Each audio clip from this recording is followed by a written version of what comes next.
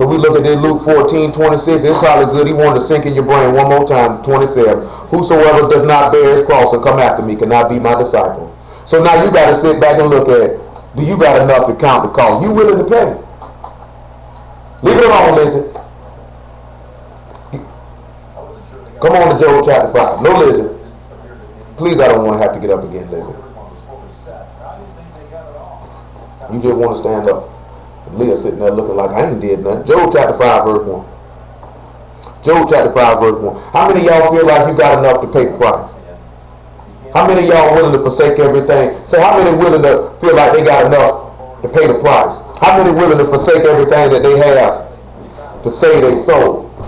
Because that's what it's about. Job 5:1. Call now, if there be any that will answer thee, to which of the saints will thou turn? I'm going to sit back, I'm going to show you why they said that. Call now, if any man will answer thee. Come on over here to Matthew 27. I'm going to show you what they're talking about. Matthew 27, I'm going to show you what it's talking about verse 45. They say, call now and see if one of the saints will answer thee. Which one of them will turn? Let's see if anybody answers. Make it 41. Let's just see what's going on. I thank the Lord. Whole book about the man. See, the reason why Matthew 27:41. Reason why people can't see it says they're sinners. Get in here, Leah. No stank. Oh, she going to the bathroom. Never mind. I just realized what she was doing. She was hopping back and forth and pulling on her drawers. So she'll be coming out of here butt naked in a minute. She don't know how to put her drawers back on. Say, likewise also the chief priests mocking him, and the scribes and elders said, he saved others, himself he cannot save. If he be the king of Israel, let him now come down from the cross, and we will believe him. He trusted in God, let him deliver him now, if he will have him, for he said, I am the Son of God. So they saying, call now, if there be any that will answer thee. The thieves also which were crucified with him cast the same in his teeth. Now from the 6th hour there was darkness over all the land, until the 9th hour. And about the 9th hour, Yahshua cried with a loud voice, saying, Eli, Eli, lama sabachthani. That is to say, my God, why hast thou forsaken me? Some of the men that stood there when they heard this that said, this man called for Elijah. So they just said, call now if there be any that answer thee, and which of the saints will thou turn? They say, surely Elijah will come get it. Hold on, y'all. Hey, I'm preaching right now, man. You can listen in if you want, or I gotta talk to you later. I'm preaching right now. All right. Listen what it's.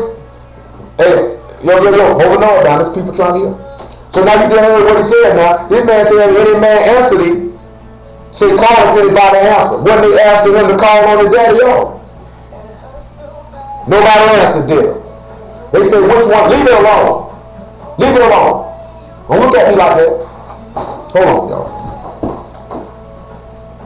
Y'all better find you somebody to play with. You know I don't play them type of games. Go get your drawers so I can put your drawers back on you. Where your drawers at? Leah, go get your panties. Where your panties at? Okay, come here. Hold on, y'all. Yeah, she know how to go use the toilet, but she don't know how to put them panties back on. Sit down there. Yeah, my brother-in-law wanted to take my sister to the movies, man. So I come around here and watch the movies so they can go do that. There you go, stand on up for me, please. Yes, I ain't finna let you run around here with your naked little butt. Okay, Liz, go ahead. So we sit back and look at it. They say, which of the saints gonna call for them? They thought he was calling for Elijah. Look at verse 2. For wrath killed a foolish man, and envy slay the silly one. I seen the foolish taking root, but suddenly I cursed his habitation. We went through this other day. We're going to go through it again a little bit more in depthly. Now they said that wrath will kill the foolish man. Let's go look at Proverbs chapter 7, because we're going to make all this stuff make some sense. See, y'all already know this stuff, how this stuff relates to the Lord, but we just got to rehash it. I want to make sure this stuff stick in your mind, to sit back and see why he's saying this. Because he said, wrath kill a foolish man. Proverbs chapter 7. Let's look at about verse 21. It's going to tie into another thing we're going to come through about this just man falling 7 times. And we're going to sit back and we're going to line all this stuff up and we're going to see how this stuff pertains to the Messiah and how these same 7 abominations or 7 troubles going to fall on us. And if we stand, we'll rise again. It's simple as that. This word is beautiful. Because what you say, how you like to say, Brother Gordon, it's the greatest story ever told.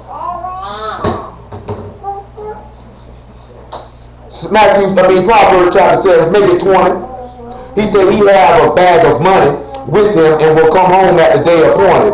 With her fair speech she calls him to yield, and with the flattering of her lips she forced him. Who had the flattering lips, y'all? Who had the flattering lips? Judas had the flattering lips. Judas had the flattering lips.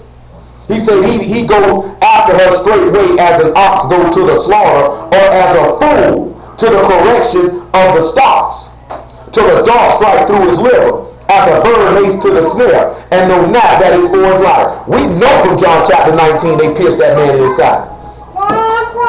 It said this man went as a fool to the correction of the stocks. Somebody said you got to be a fool to let these people beat you, spit on you, slap you, and kill you. That man went and did it.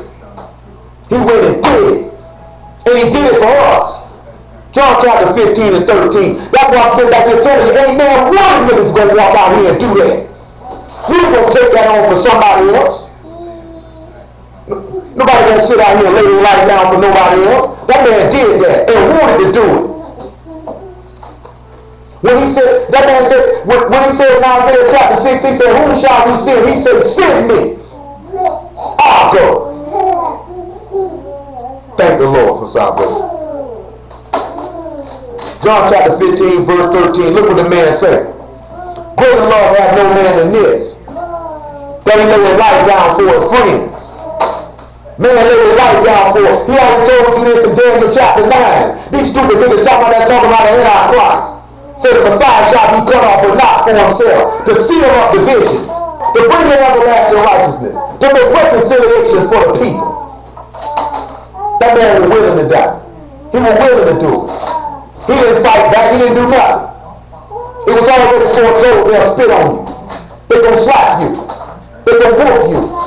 They're going to kill you. He said, I'll take it. Look what he told Peter in Matthew chapter 16. Look what he told Peter. And the book tells us we're supposed to have the same mind he had. Matthew chapter 16, verse 20. Let's see what Yahshua told Peter. Let's just see what he told Peter. I hope you know that you're going to be picking up every single last one of those letters. I just want you to know that. Matthew 16 and 20. Then he charged his disciples that they should tell no man that he was Yahshua the Messiah. From that time forth, Yahshua began to show unto his disciples how that he must go unto Jerusalem and suffer many things of the elders and the chief priests and scribes, and be killed and raised again the 3rd day. Then Peter took him and began to rebuke him, saying, Be it far from thee, Lord, this shall not be unto thee. Peter went to grab him and said, No, I'm going to correct you. You ain't going to let some people do you like that. Let's see what the Lord told him. But he turned and said unto Peter, Get thee behind me, Satan. Thou art an offense to me. For thy savor is not the things that be of God, but those that be of men. See, when you want to try to save your own life, and you want to try to fight, you say the things of the flesh and the things of men, and not the things of God.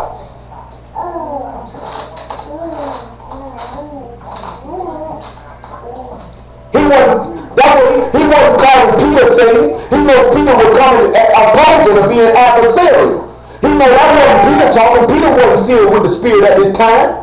He was still carnal. He made it more. Man, that's an offense to me. I came to die. What you mean? I want to do this. Nobody taking my life. I'm giving it up. Job chapter 5. Hold on. He said, envy slay the foolish one. Let's go to Genesis chapter 37. Man say, I want to do it. We have to sit back and look at it. You got the will to do it. You got the will to do it. It got to be in your heart and say, whatever comes for the world, I'm going to take it. I'm going to take it. Persecution, affliction, sufferings, nakedness, whatever. I'm going to take it. I done been out here on this world with nowhere to stay. Ain't sleep outside all day. Ain't walk around naked nowhere hungry. It didn't matter to me. I said, if I gotta sleep outside for the world, I'm a homeless nigga then. If I gotta go hungry for the world, I'm gonna be a hungry nigga then. Whatever I gotta take to save my soul, I'm willing to do it. I don't care what that nigga said. I want to say, how can you believe that seek honor one from another, not the honor that come from God only? That's why people can't get right, because you worry about what another nigga got to say or think. Care about what another nigga got to say. Care what God said. Care how he look at me. Genesis chapter 37, verse 3. Thank the Lord. Got to get this thing together. Our soul's on the line. That ain't no game. What you gonna do when you stand before this man and you naked? You ain't got your cover. You ain't got your garment. That man gonna tell you, get apart from me, I ain't know you. This thing bigger than just not eating no pork and keeping the Sabbath. It's bigger than that. You got to have faith. You got to trust God. That's why our forefathers perished in the wilderness. They had no faith. They didn't believe nothing. They didn't trust nothing. They thought they could save and deliver themselves. That man said, I got power to restore 10,000 and power to restore 100,000. It's a life thing for y'all. He said, I can save with 300, I can save with 10,000. Don't make no difference. Genesis 37 and 3. Thank the Lord. Well, it's me, I can't no joke. Well, this stuff really do smell really good too. They say, now Israel loved Joseph more than all his children because he was the son of his old age. He made him a coat of many colors. Just for the brother to say, what is coat of many colors? What is pointing to? Get that out of my mouth. What that coat of many colors? Bring it here. What that coat of many colors pointing to? She don't eat no rubber bands. No. Then they would start a robe and a purple robe, then they keep putting different color robes on the man. That's what that coat of many colors about. That's what that coat of many colors about. The scarlet robe signifying the red heifer, the purple robe signifying he a king. That's why they kept doing that. Then you got to remember they took his coat off on because he had a coat. Taking you back to Samuel because Samuel had a coat his mama made. And when his brothers saw that their father loved him more than all his brothers, they hated him and could not speak peaceably unto him. Don't you notice how the brethren seen that God was with Yahshua and they hated him? They never had nothing nice to say to him. Hated him. Let's see what else happened. And he said unto them, Hear, I pray you, this dream which I have dreamed. For behold, we're binding sheaves in the field. Lo, my sheaf arose and also stood upright. And behold, your sheaves stood round about and made obeisance to my sheaf. And his brethren said to him, Shalt thou indeed reign over us? Don't we read a parable in Matthew where he said we will not have this man to reign over us? But shalt thou indeed have dominion over us? And they hated him yet the more for his dreams and for his word. Yahshua said, if I would have came unto them and spoke the words which no other man did, they would have not had sin, not to have no coat for their sin, and hate me and my Father. They hate the man more and more for his words every time he preached. He sat there and told the people, my doctrine is not mine, but his that sent me. If any man do his will, you know if the doctrine is mine or if I speak of myself. So he that speak of himself seek his own glory. But he that speak of him that sent him, there's no unrighteousness in him, and the same is true. He was speaking of his father and hated him. Let's see back a little bit. Let's drop on down a little bit. Let's drop on down a little bit. I want to sit back and look about verse 18 of the same chapter of Genesis. We're not going to go into this story in depth, but it says wrath killed a fool and envy slay the city one. So we're looking at envy slaying the city one. We'll come back with wrath of a fool. We just dealt with this. Y'all know Proverbs 26 and 3 talk about how it says the rod is for the fool's back. And Proverbs 23 and 13 say spare the rod, say don't spare the rod. Spoil a child. Give him the rod of correction to deliver his soul from hell or deliver his soul from death. And you see them people stirring Yahshua in Matthew 27:26 beating his back with a whip. Why didn't he fight back when the people were wicked?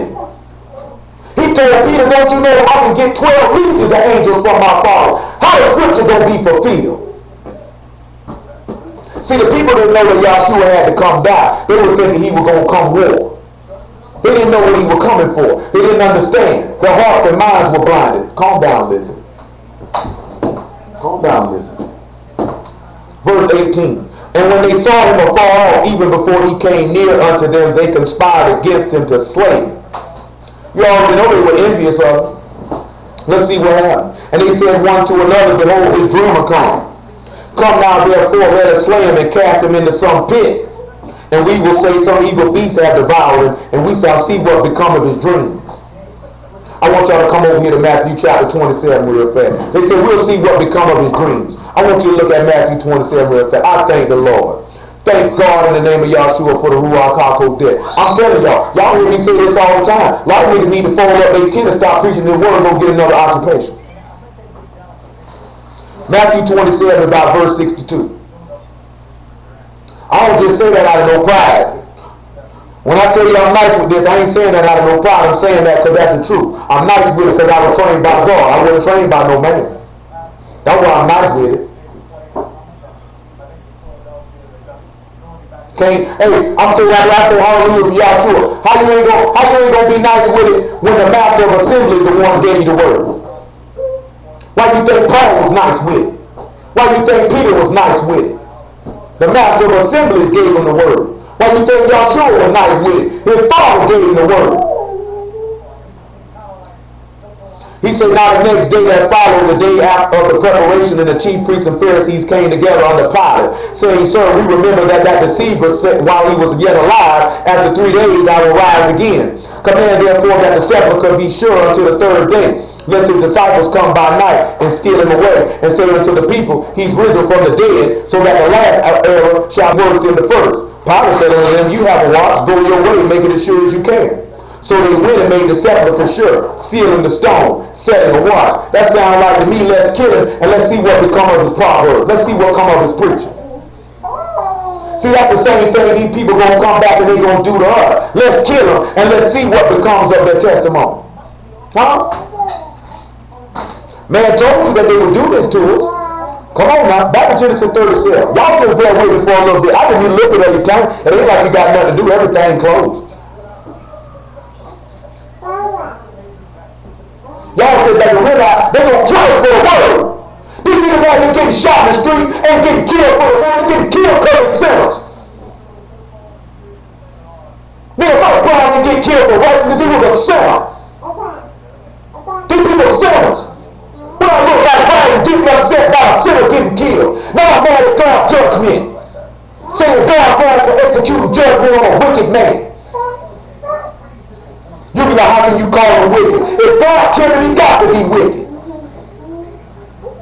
What y'all say? Ain't that what the book said, ain't no peace to the wicked? So if you out here protesting, you upset, and you ain't got no peace in your eyes because you wicked. That's what the book said. You don't look at Isaiah 57, you don't like it. Man said, my peace I leave you with, not the peace that the world leaves. Genesis 37. Gotta get some faith in your heart. Start believing and trusting your God. You ain't gonna make it. One thing for sure, two things for sure about me. I don't care nothing about what these people out here preaching in the world. I'll be sitting around watching other people teaching. If God sent you to teach the word, go preach it. I know another man of God when I see one. You can believe that. Anybody who knows me know that, and I'll let you know you're a man of God. I'll never stand down on another man of God. I say something to you because you're not a man of God. Verse 21. And when Reuben heard it, he delivered him out of their hands and said, let us not kill him. So who is this right here, dog? When Reuben heard it, he said, don't kill him. Who is this speaking of? Who is this speaking of, guys? Come on now, you mean to tell me all the people on this phone, none of y'all know what they're talking about? Who said let us not kill Yahshua? Matthew chapter 27. I don't know why y'all be scared to talk. I'm talking to the men, I ain't talking to the women. Y'all have to be open in your mouth. We sit around there looking with the Kool-Aid face. I said, this man said here, Reuben, he said, Reuben heard and delivered him out of their hands and said, let us not kill him. Hold on, let me read verse 1 and 2. And Reuben said unto them, shed no blood. There it is, that's Pilate. That's Pilate. That's Pilate. That's all we got. I asked y'all this stuff. Yeah, I asked y'all this stuff to make sure that you know it.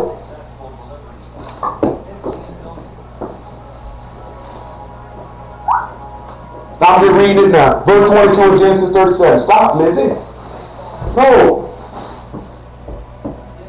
He said, and Reuben said unto them, shed no blood, but cast him into this pit that is in the wilderness, and lay no hand upon him, that he might rid him out of their hands to deliver him to his father again. And when it came to pass, when Joseph was come unto his brethren, they stripped Joseph out of his coat of many colors that was on him. Then they stripped y'all two out of their clothes. You wonder why we came over here in slavery. You wonder why we came over here butt naked. Because they stripped y'all two a butt naked. It's on the rock.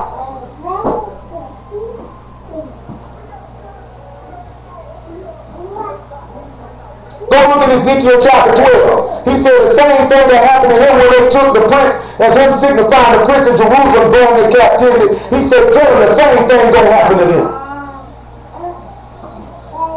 You wonder why the people beat you with whips, because they beat y'all sure with whips. You wonder why they hung you from trees, because you hung y'all sure from a tree. You don't even consider why they did it to you. Verse 24 and 37 chapter of Genesis. I told you, I say thank God for the Ruach HaKodesh. That's why when I say I'm not with it, I can back it up. I'm skilled at what I do. I'm good at what I do. I don't do this for recreation. I do this for a living. This is what I do.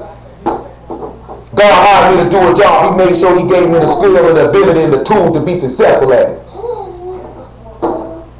Verse 24 of Genesis 37. And they took him and cast him into the pit. The pit was empty and there was no water in it. They took him and killed him. That's showing you what they were going to do. They took him and killed him. Their enemy got him sold. But I'm going to show you something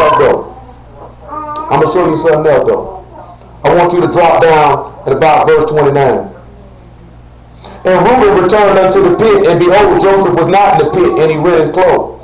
And he returned unto his brethren and said, the child is not, whither shall I go? And they took Joseph's coat and killed a kid of goats and dipped it in the coat of blood. Just like when Peter went in the sepulchre and seen the linen clothes lying. You know they were covered in blood after what the man went through. Why do you think they put linen clothes on him that they were butt naked? Come on back around here to Matthew 27. Remember, that man said, Wrath killed a foolish man and envied the silly ones. See, these people were angry with this man. That's why the kid said he got to be a fool. We already know because y'all already been taught that. I ain't finna go in great detail. Y'all know in the book of Ecclesiastes chapter 2 verse 15, that man said, as it happened to the fool, so it happened to me. Huh? Y'all know in Luke chapter 23 that thief said, man, this man is the same condemnation as I am. As it happened to him, it happened to me. He said, I am not a more righteous. The same thing happened to a fool that happened to me. Well, if we're going to be fools for Christ like we're going to read, then the same thing going to happen to you. Matthew chapter 27.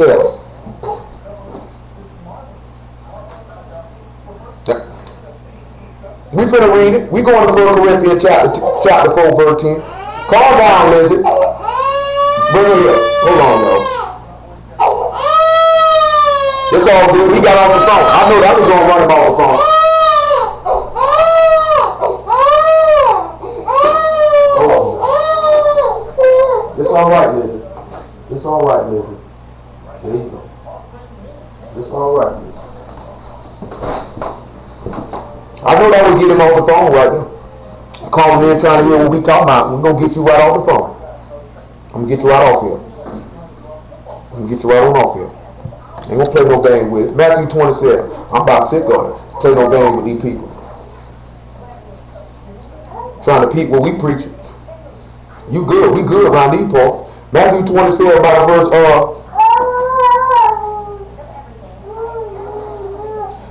12, verse 10, verse 11.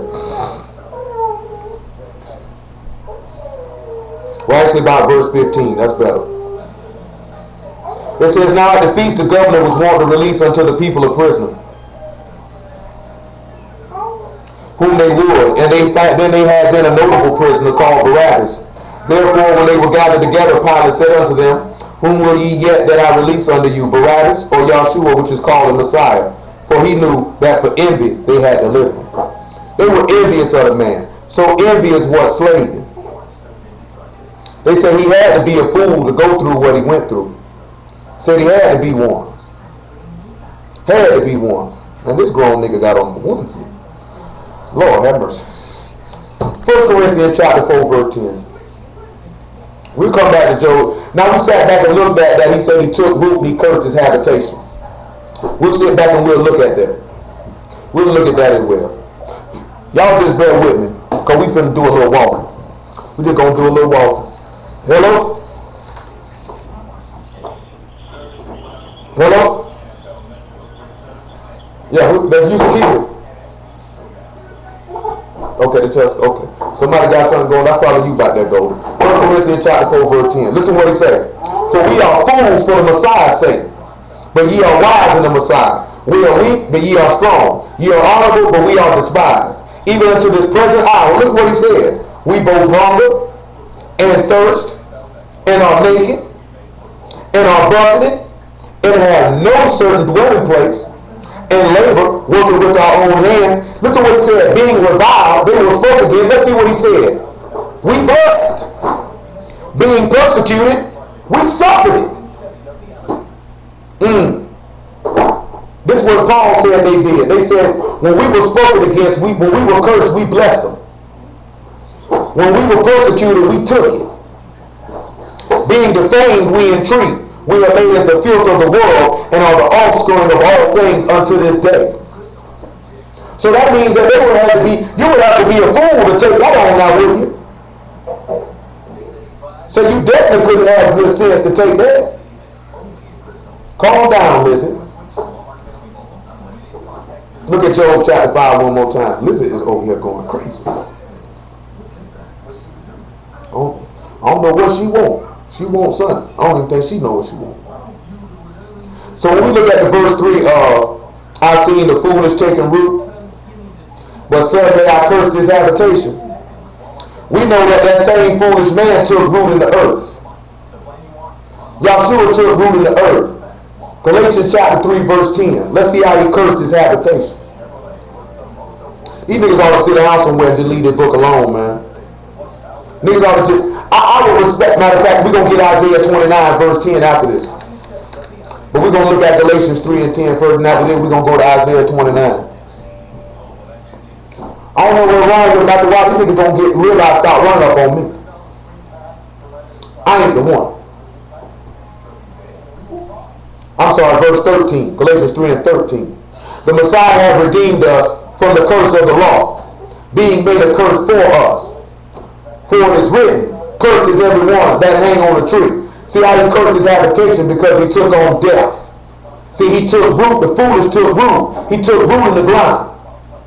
You ever heard the man say, I got to go in the grave and be raised the third day? This same foolish man took root in the ground because he took death on his body. He said, I came to bear the sins of men. See, a lot of people ain't willing to do that. They ain't willing to die for them. Leave it alone, Leah. Get from over there. Leah! Your big head behind from over there. Leave it alone. Come back over here. Leah, don't make me have to get up because you're not going to like it. Y'all hold on one second.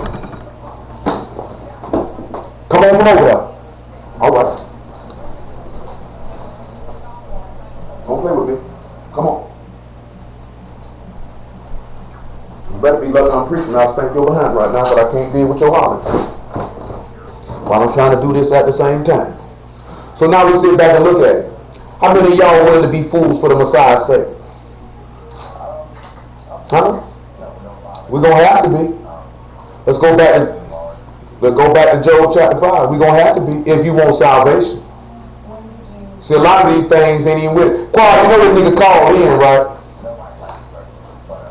He done hung up now. He called in on his phone. He called my phone. He done hung up now. He hung up now. You know he had to call. He wanted to see what we were preaching about. He probably thought we were just going on about him specifically. We just going on your stupidity.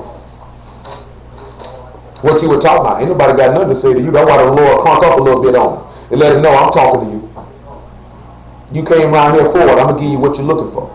How the Lord do it. So we look at verse 4 of Job chapter 5. Because he done cursed his habitation and took root. Let's see what happened. His children are far from safety, and they are crushed in the gate. Neither is there any to deliver them. See, he said that his children are far from safety. We sit back and look at it. The disciples weren't far. They weren't near the safety. They were fearful for their life. Let's see. Luke chapter 22. 24 actually. Luke chapter 24. He said, ain't nobody. He said, there's neither anybody to deliver them. He said, they far from safety. And then we're going to sit back and see how they crushed in the gate. Thank the Lord. We sit back and we're going to look at examples of these things. Let me see where it is, the verse that I want. Oh, it's John chapter 20. That's what I want. No, Leah. No. You can't play with my belt. I'm going to get it. I appreciate that. Look at John chapter 20, verse 19. Lizzie. Why is your sister eating a blanket? Is your sister part Billy Goat? You and that thumb and that. Give me that thumb. Give me that thumb. Give me that thumb and that button. John 20 and 19. Then the same day at evening, being the first day of the week, when the doors were shut, where the disciples were assembled for the fear of the Jews, came Yahshua and stood in the midst and said unto them, peace be unto you. Because it said his children are far from safety. Why would they be assembled somewhere else if they were in safety? If they were good? If they were good? They say for the fear of the Jews, we're going to slide in over here. Come over here and look at Isaiah 29 and 10. I promise you, we're going to make all this stuff make sense in a minute. See, I wish some of these dudes would just tell the truth here. Isaiah 29 and 10.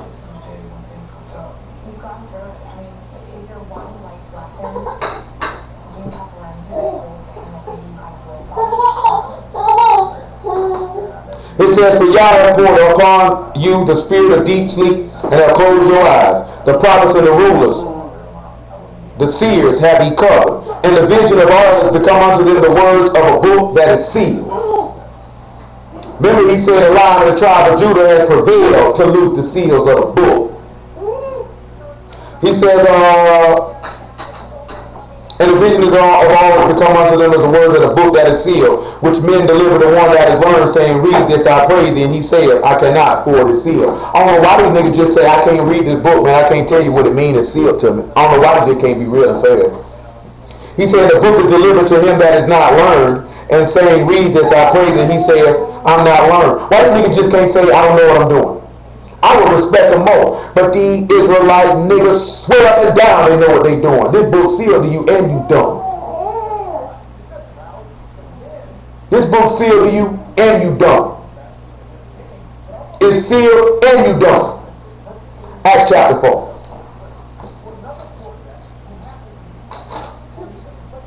Actually, Acts chapter 5. Verse 38. Let's see what Peter them did. Let's see what Peter them did. Peter them were in a situation where they were preaching the word. I want you to look at verse 28 first. Matter of fact, make it 27. I want you to look at that first.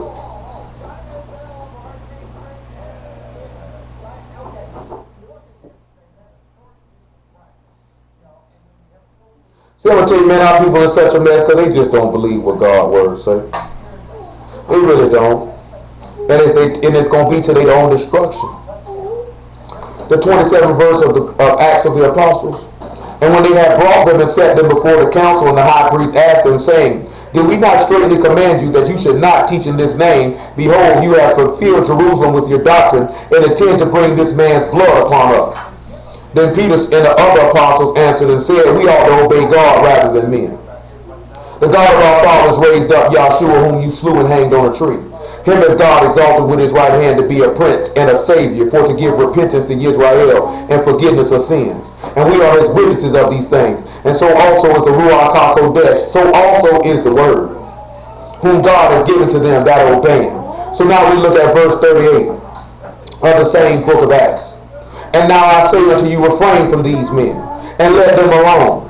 For if this counsel of this work be of men, it will come to naught. But if it be of God, you cannot overthrow it, lest happily you be found even to fight against God. What a lot of you don't realize here, if what I'm doing is my doctrine and I'm speaking of myself, don't you know it's going to come to nothing? But if it's of God, if God sent me to do it, he gave me the word, you fighting against him and you are going to hell. See, but dudes don't want to sit back and look at that. They don't want to look at that. That's serious right there. Because when you put your mouth on one of God's preachers, you're not putting your mouth on that man, you're putting your mouth on God. Verse 4. And to them they agreed when they called the apostles and beaten them. They beat these men.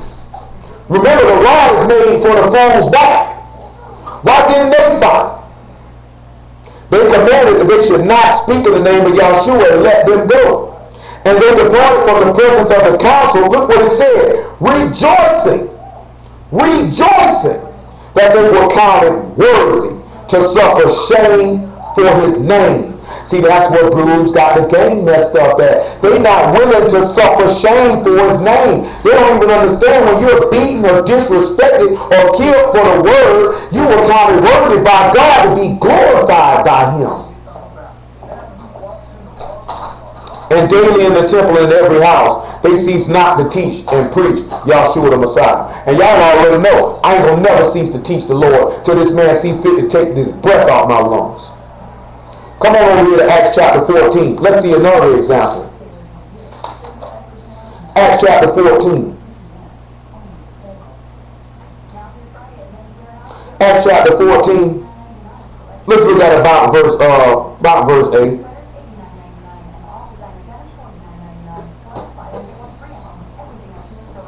And there sat a man at Lystra, impotent in his feet, being crippled from his mother's womb, who never had walked.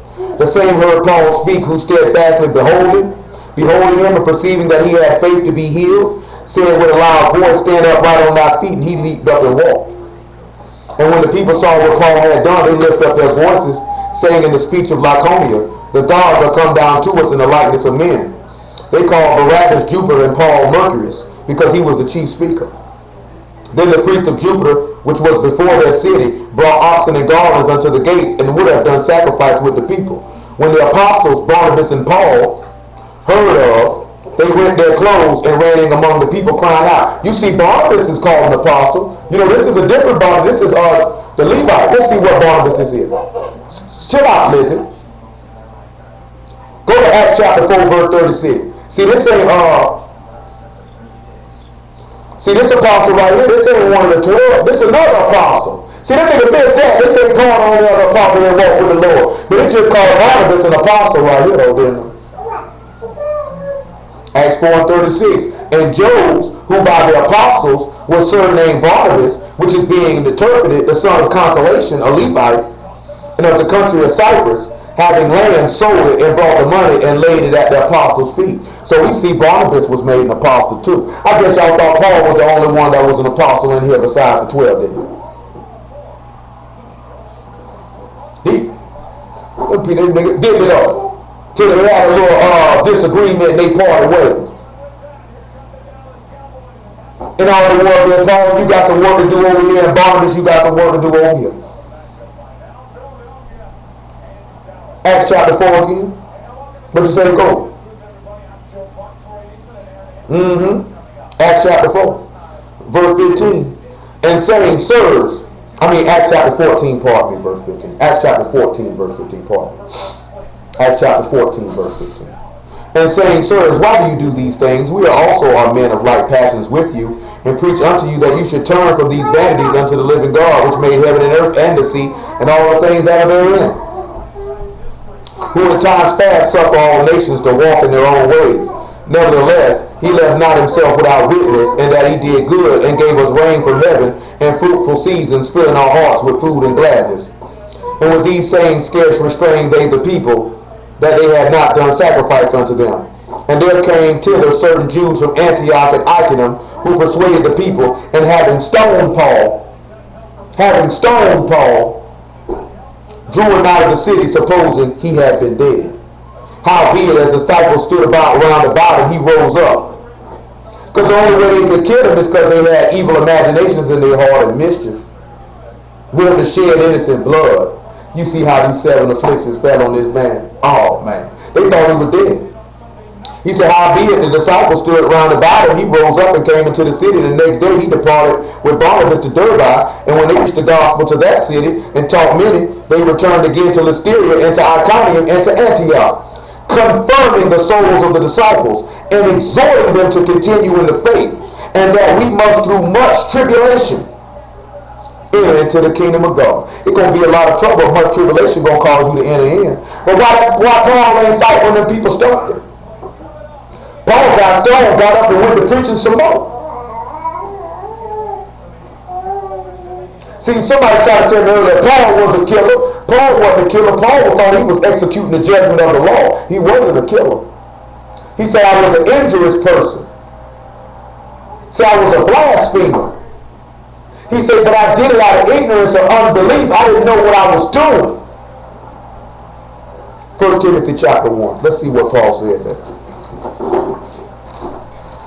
Paul, you don't read nothing about Paul going around killing people. Paul was killing people for calling on the name of the Lord. 1 Timothy chapter 1, verse 12. Make it 11. That's why Paul thought he was doing right. Did she just throw up?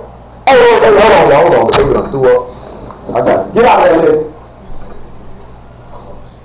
Get out of there, Lizzie. Don't play in your throat. Hold on one second, y'all. And where are the wipes?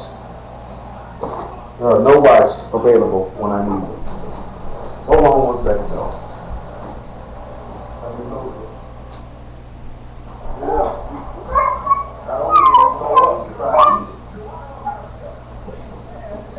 Yeah, not only did she throw up, she tried to eat it.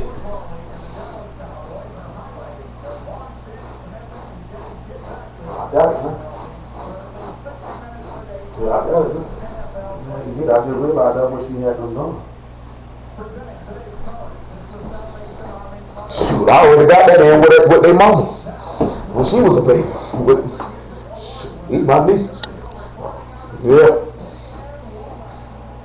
1 Timothy chapter 1, verse 11. Say, according to the glorious gospel of the blessed God which was committed to my trust, and I thank the Messiah Yahshua our Lord, who have enabled me, for he has counted me faithful, putting me into the ministry, who was before a blasphemer and a persecutor and injurious. But I obtained mercy because I did it ignorantly in unbelief. See, Paul didn't know what he was doing. It's a lot different when you do something you didn't know what you were doing. Paul didn't know what he was doing was wrong. He thought it was right. Till the Lord revealed himself to him on the road to Damascus and showed him his error. Come on back to Job chapter 5. Amen. All of us can sit back and look at the same thing. We were all on the road to Damascus till the Lord saw fit to reveal himself to us and say, you kick it against the pricks.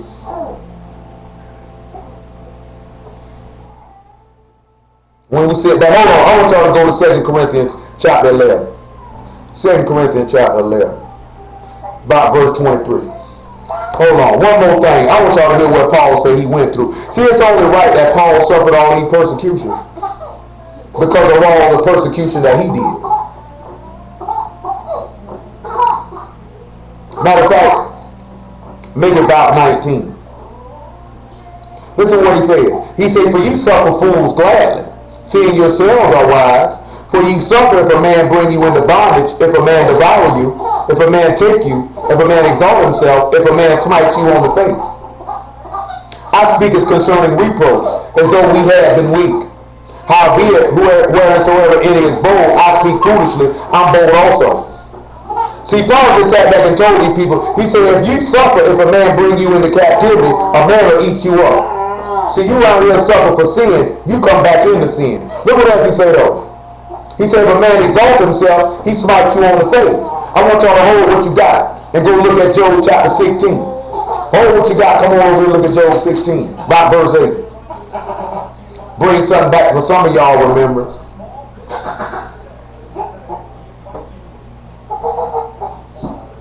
Matter of fact, yeah, verse 8 is good.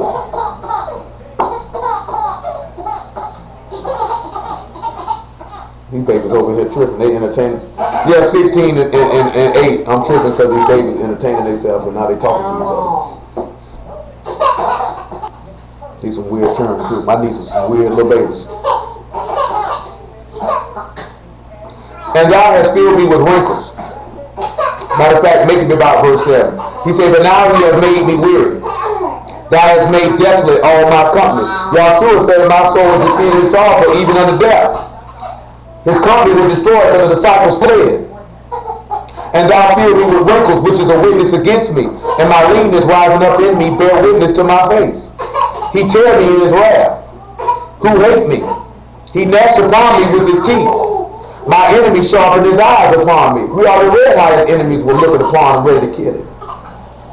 They gaped upon me with their mouth. They smitten me upon my cheek reproachfully. They gathered themselves together against me. God hath delivered me to the ungodly and turned me into the hands of the wicked.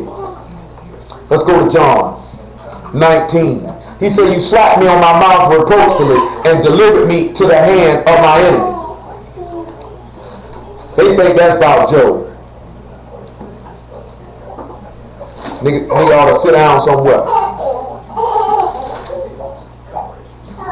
First, let's look at Job, John chapter 18, verse 1. See, I'm going to tell you what a lot of niggas do. See, a lot of niggas try to hear what I'm preaching and then try to go sit back and study what I preach to try to prove it wrong later, and they never successful. So I'm going to tell you, that's a real sucker move. If I say somebody preaching something wrong, I ain't got to study what you preaching and come back. I'll prove it wrong while you standing right there. John chapter 18, verse 19.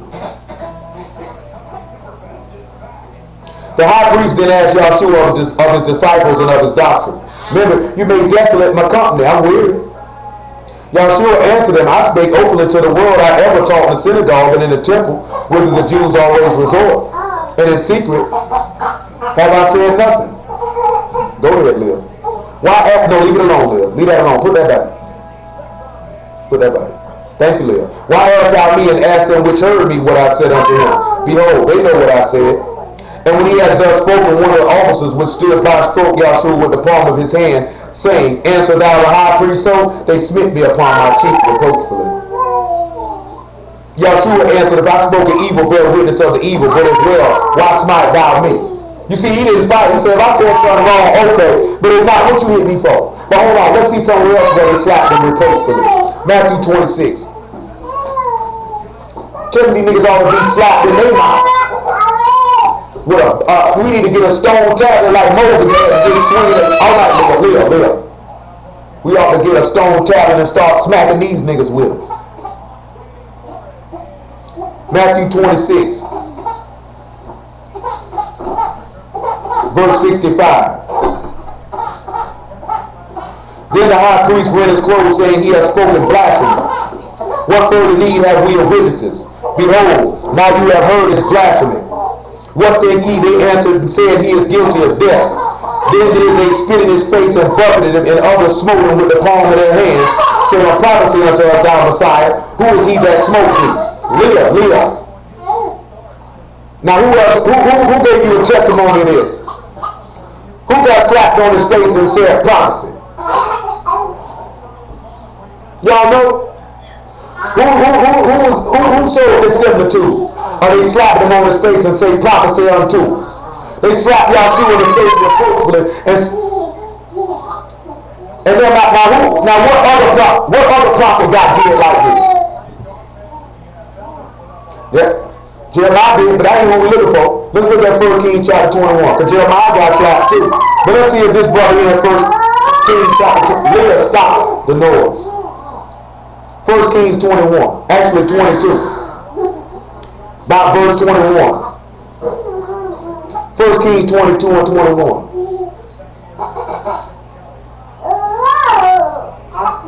Stop, Lil. You're making too much noise.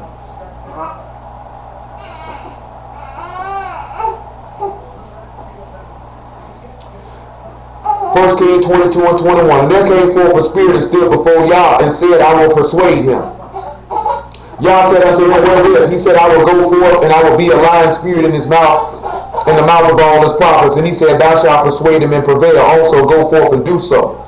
Now therefore, behold, Yah hath put a lying spirit in the mouth of all these prophets. Stop, Leo. Stop.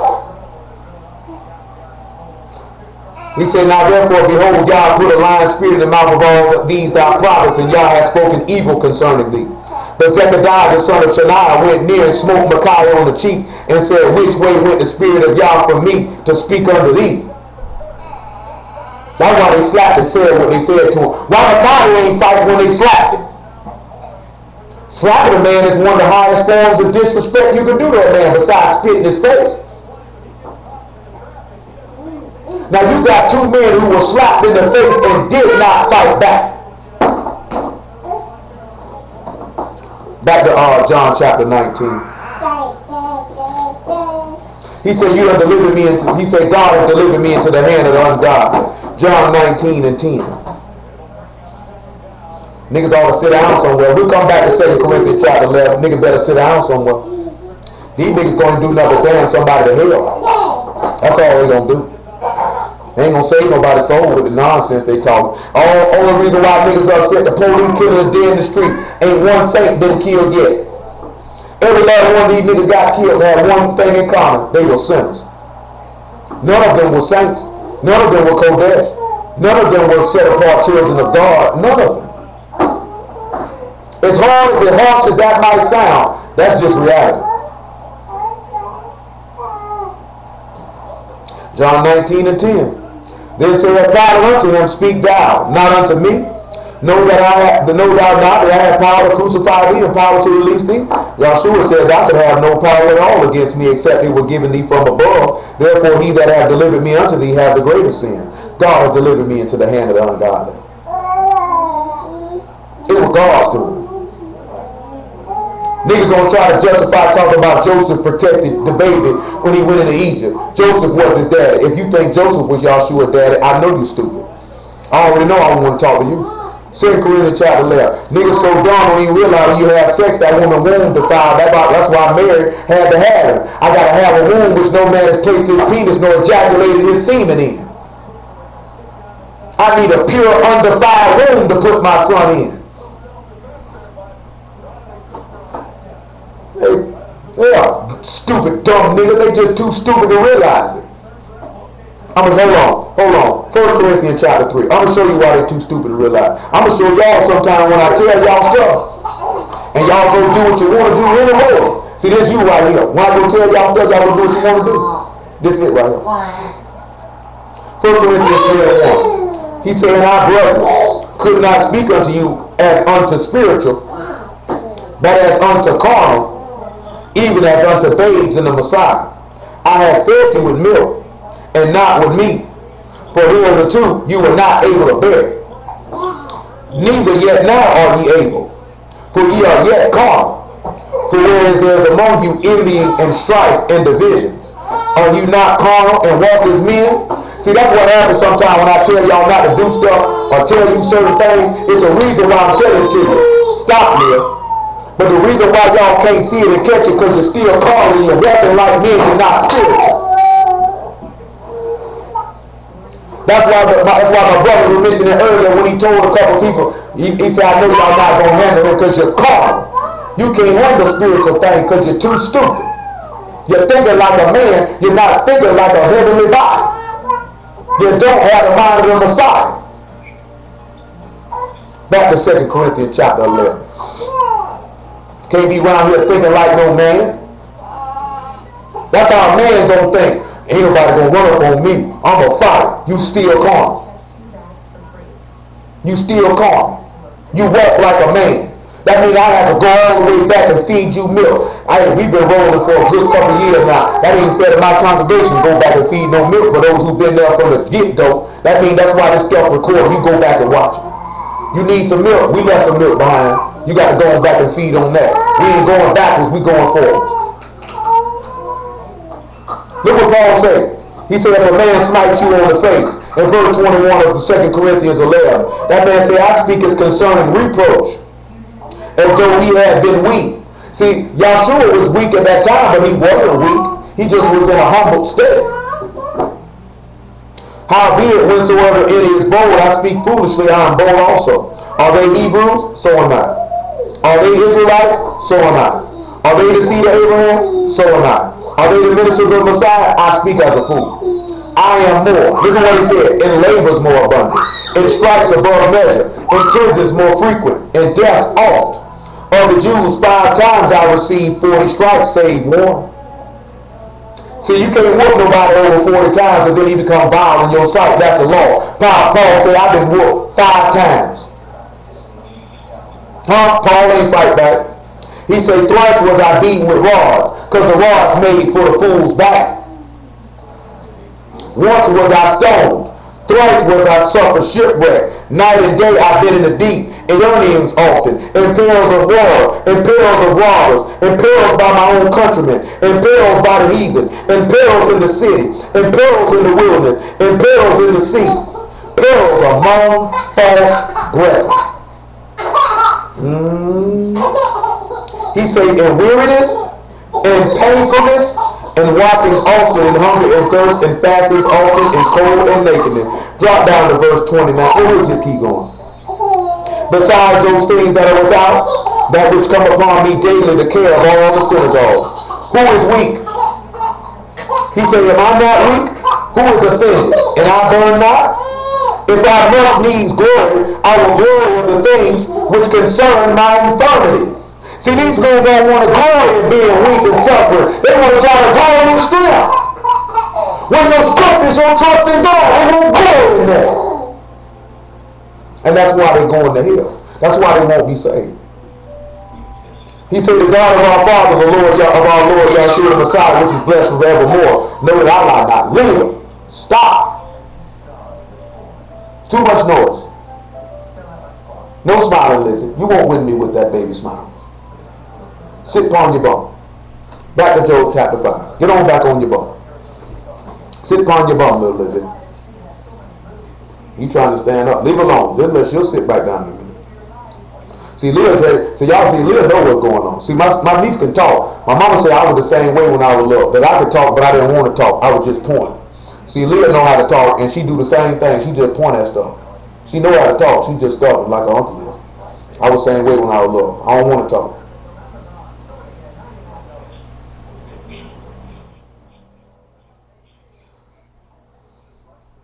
Job chapter 5, we're going to drop down to verse 11. We're going to drop down to verse 11. We're not going to deal with all the other information. We're going to drop down to verse 11. Matter of fact, we'll look at verse 7 and we'll work our way down. It'll work into some other things. He said, yet man is born unto trouble as the sparks fly upward. I will seek unto God, and unto God will I commit my cause. He said, God will he commit his cause. Hold on, y'all. I got to put the baby down. You can climb all the way up on us. Okay, listen. We'll start all over again. Listen. He said, now let's see why under God he would commit his cause. 1 Peter chapter 2, verse 21. Where's the pacifier, Leah? 1 Peter chapter 2, verse 21. Like she know what I'm talking about now. She looking for it. Get the pacifier. Get to listen.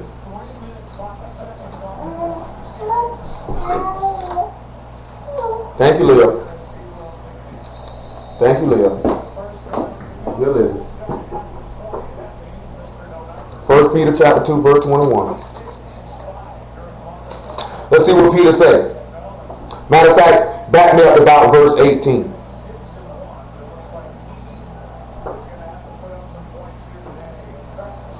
Matter of fact, make it 14. Or as governors unto them that are sent by him for the punishment of evildoers and for the praise of them that do well. For so is the will of God, that with well-doing you may put to silence the ignorance of foolish men. As free, not using your liberty for a cloak of maliciousness, but as the servants of God. Honor all men, love the brotherhood, fear God, honor the king. Servants, be subject unto your masters with all fear. What is that referring to? If y'all got a job, you should be on your job talking trash to your supervisor. Give them people they respect. Because if you on a job, you a servant, you just a paid servant. And if somebody your supervisor, that would mean they're your master because they got authority over you. You ain't got no business on your job telling the people what you gonna do and what you ain't gonna do. You ain't got no business talking noise to these people.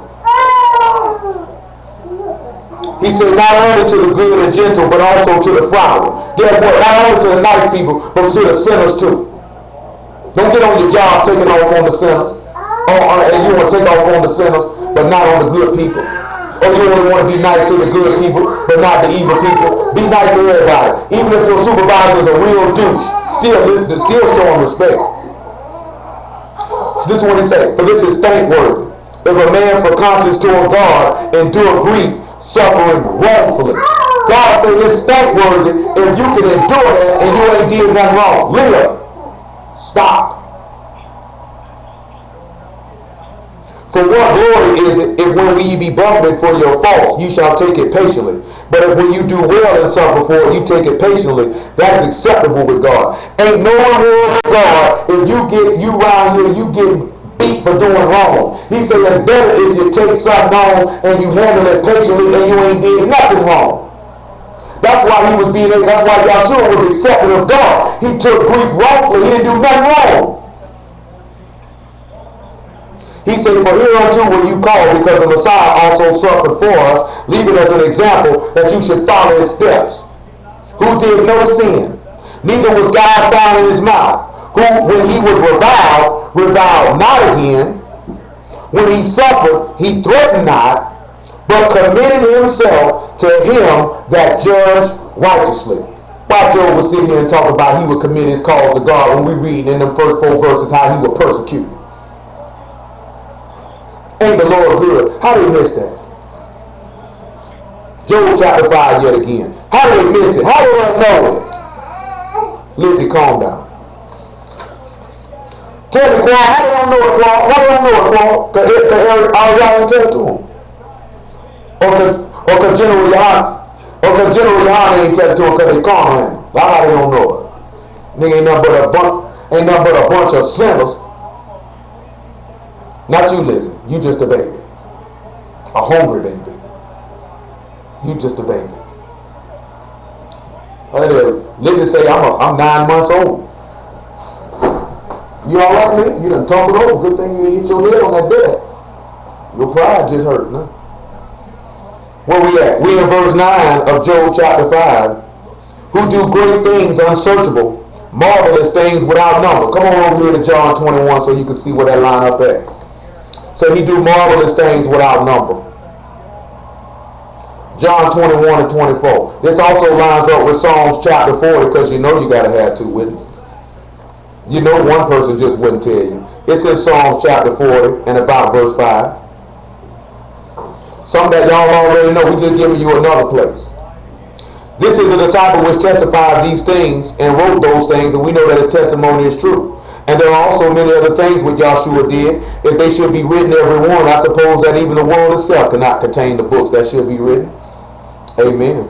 He do great things, unsearchable, marvelous things without number. Come on back to Job chapter 5. Give me verse 11. Let's go on and get it. To set up on high those that be low, those that mourn may be exalted to safety. He disappoint the devices of the crafty, so that their hands cannot perform their enterprise. He take the wise in their own craftiness, and the counsel of the froward is carried headlong. They meet with darkness in the daytime and grope in the noonday as in the night.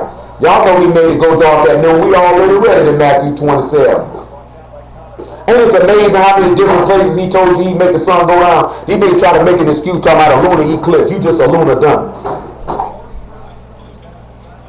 He said, but he saved the poor from the sword, from their mouth, and from the hand of the mighty. So the poor have hope, and iniquity stop her mouth. I want y'all to look at 1 Corinthians chapter 15. He said the poor got hope, and iniquity has stopped her mouth. 1 Corinthians chapter 15. I thank the Lord for the word. I thank the Lord for the word. 1 Corinthians chapter 15, we'll look at about verse 17 first. Stop, Lizzie. Don't be no stinking. a high-strung baby.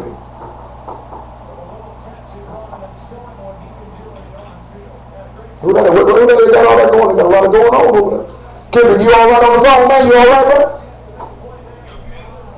All right. Look at verse 17 of 1 Corinthians 15.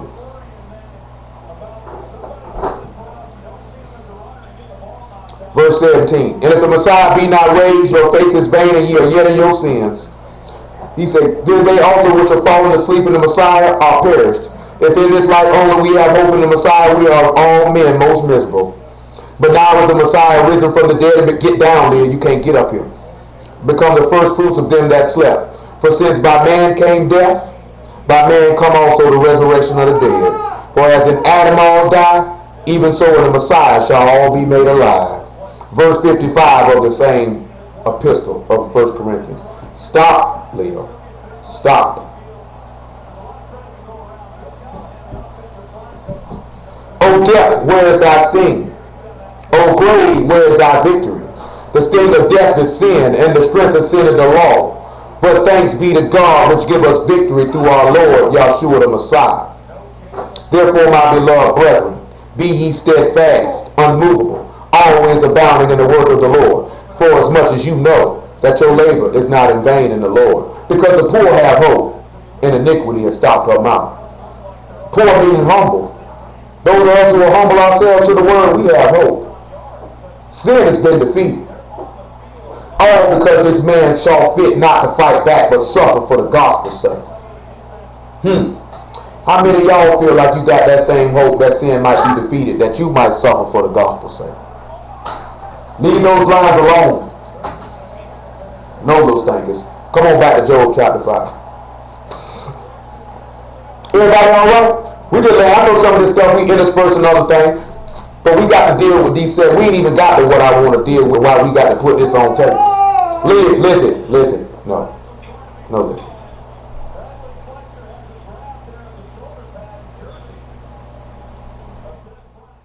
Job chapter 5, verse 17. Behold, happy is the man whom God correct. Therefore despise not thou the chastening of the Almighty. For he makes sore and bind up. He wound, and his hands make whole. He shall deliver thee in 6 troubles. Yea, in 7 there shall no evil touch thee. 7 troubles, no evil gonna touch thee. Let's go and look at Proverbs 26. This just a refresh. I know some of y'all like, but we done heard it twice and left in a week. But we got to do it like this right now. Because we got to put this out here for the whole world to see. I see how the Lord set this up, putting it in my brother-in-law's heart to go do what he got to do so I can come over here and put this on tape. Because he wants the world to know this. That no man will ever be able to open and fix their mouth ever again, talking about a just man falling 7 times, talking about your nasty butt going to sin.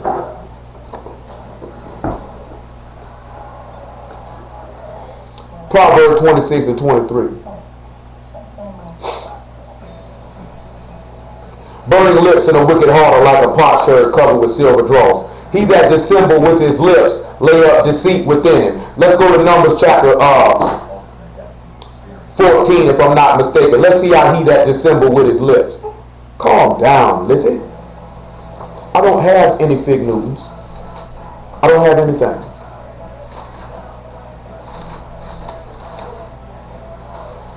Let me see if that's Numbers 14. It's number 16 that I want. Let's see them dissembling. Let's see if we can see some dissembling with their lips. He said, he that dissembled with his lips, he lay up deceit within him. Numbers 16, verse 1. Numbers chapter 16, verse 1.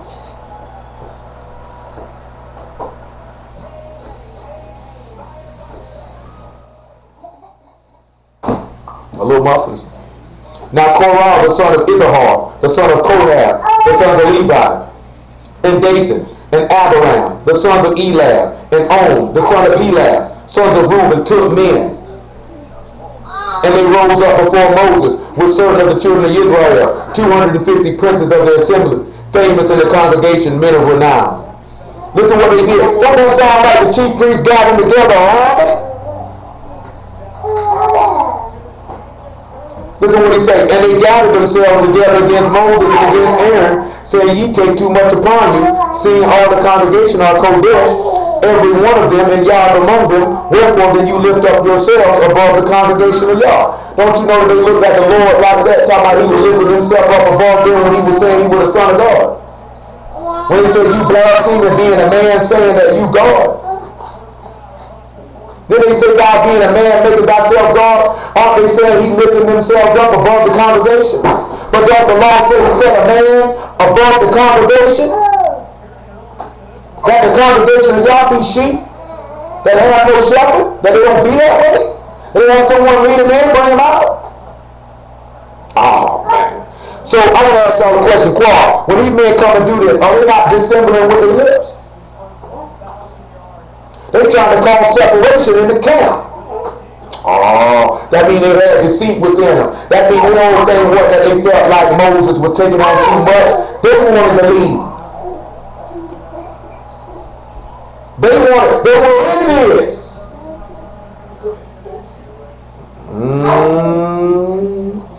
Come on back to Proverbs 26. Ain't that book beautiful though? Ain't it beautiful? Hold on, I hear somebody TV. Let's look at verse 25 of Proverbs 26. And when he speaks there, believe him not, for there are 7 abominations in his heart, whose hatred is covered by deceit. His wickedness shall be shown before the whole congregation, whoso dig a pit shall fall therein, and he that roll a stone, it will return upon him. A lying tongue hate those that are afflicted by it, and a flattering mouth work ruin. So let's go on around here and let's see how he spoke fair. You know we want Matthew 26. We already heard about how they called a man speaking, that woman speaking fair in Proverbs 7. It's amazing how all this stuff tied together. I've heard niggas say Solomon wasn't speaking to Yahshua. Stupid nigga, no, Solomon was a prophet. Testimony of Yahshua is the spirit of prophecy. Every prophet in this book bear witness to this man. Every one. Ain't that right, Lizzie? Yes. Ain't that right, Leah? Leah, I want you to do me a favor. Pick up your letters. Leah, pick up your letters. You have letters everywhere. This baby's true. And I see the Cowboys getting molly hot. Verse 45 of the 26th chapter. Then come he to his disciples and saith unto them, Sleep on now and take your rest. Behold, the hour is at hand. The Son of Man shall be betrayed into the hands of sinners.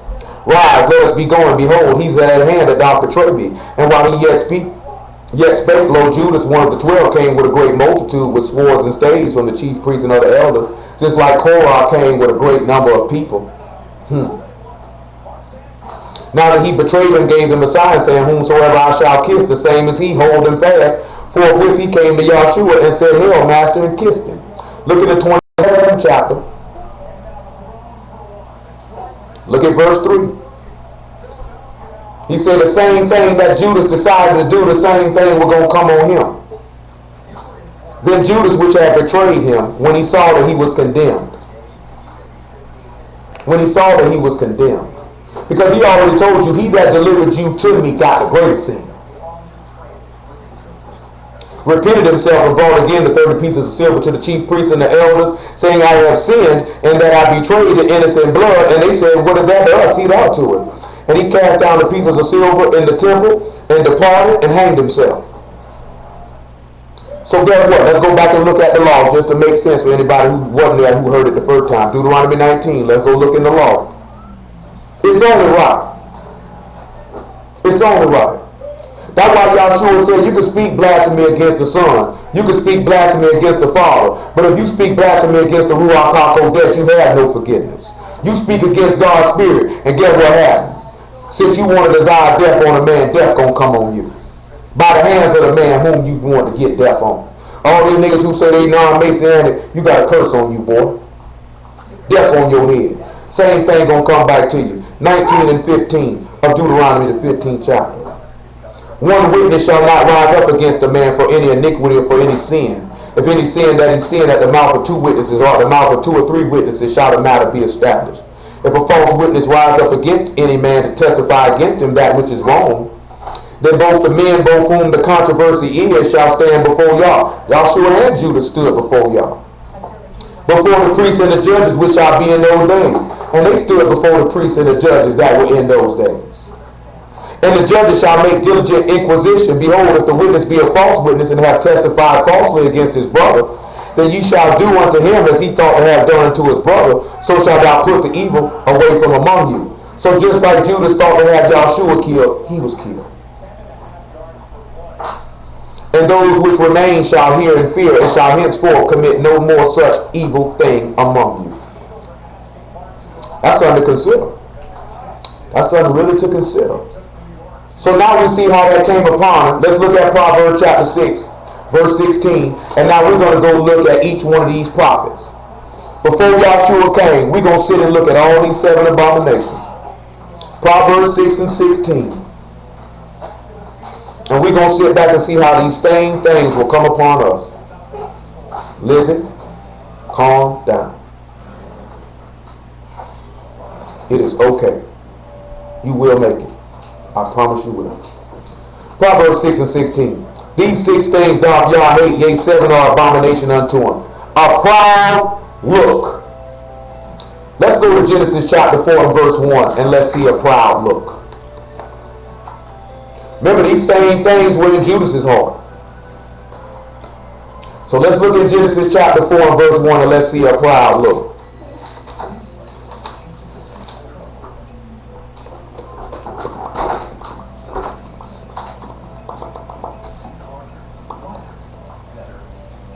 Adam knew his wife. Adam knew Eve his wife. She conceived and bare Cain and said, I have gotten a man from Yah. And she again bare his brother Abel. Abel was a keeper of sheep, but Cain was a tiller of the ground. In the process of time it came to pass that Cain brought of the fruit of the ground an offering unto Yah. And Abel he also brought the firstlings of his flock and the fat thereof, and Yah had respect unto Abel and unto his offering. But unto Cain and to his offering he had not respect. Cain was very wroth and his countenance fell. Cain got a proud look, y'all. Let's see what happened with his proud look. If thou do well, shalt thou not be accepted. And if thou do not well, sin lie at the door. And unto thee shall be his desire, and thou shalt rule over him. And Cain talked with Abel his brother, and it came to pass when they were in the field, Cain rose up against Abel his brother, and slew him. And then they take Joshua into a field, and they rose up and slew him. Let's see. 1 Thessalonians chapter 2, verse 15. 1 Thessalonians chapter 2, verse 15.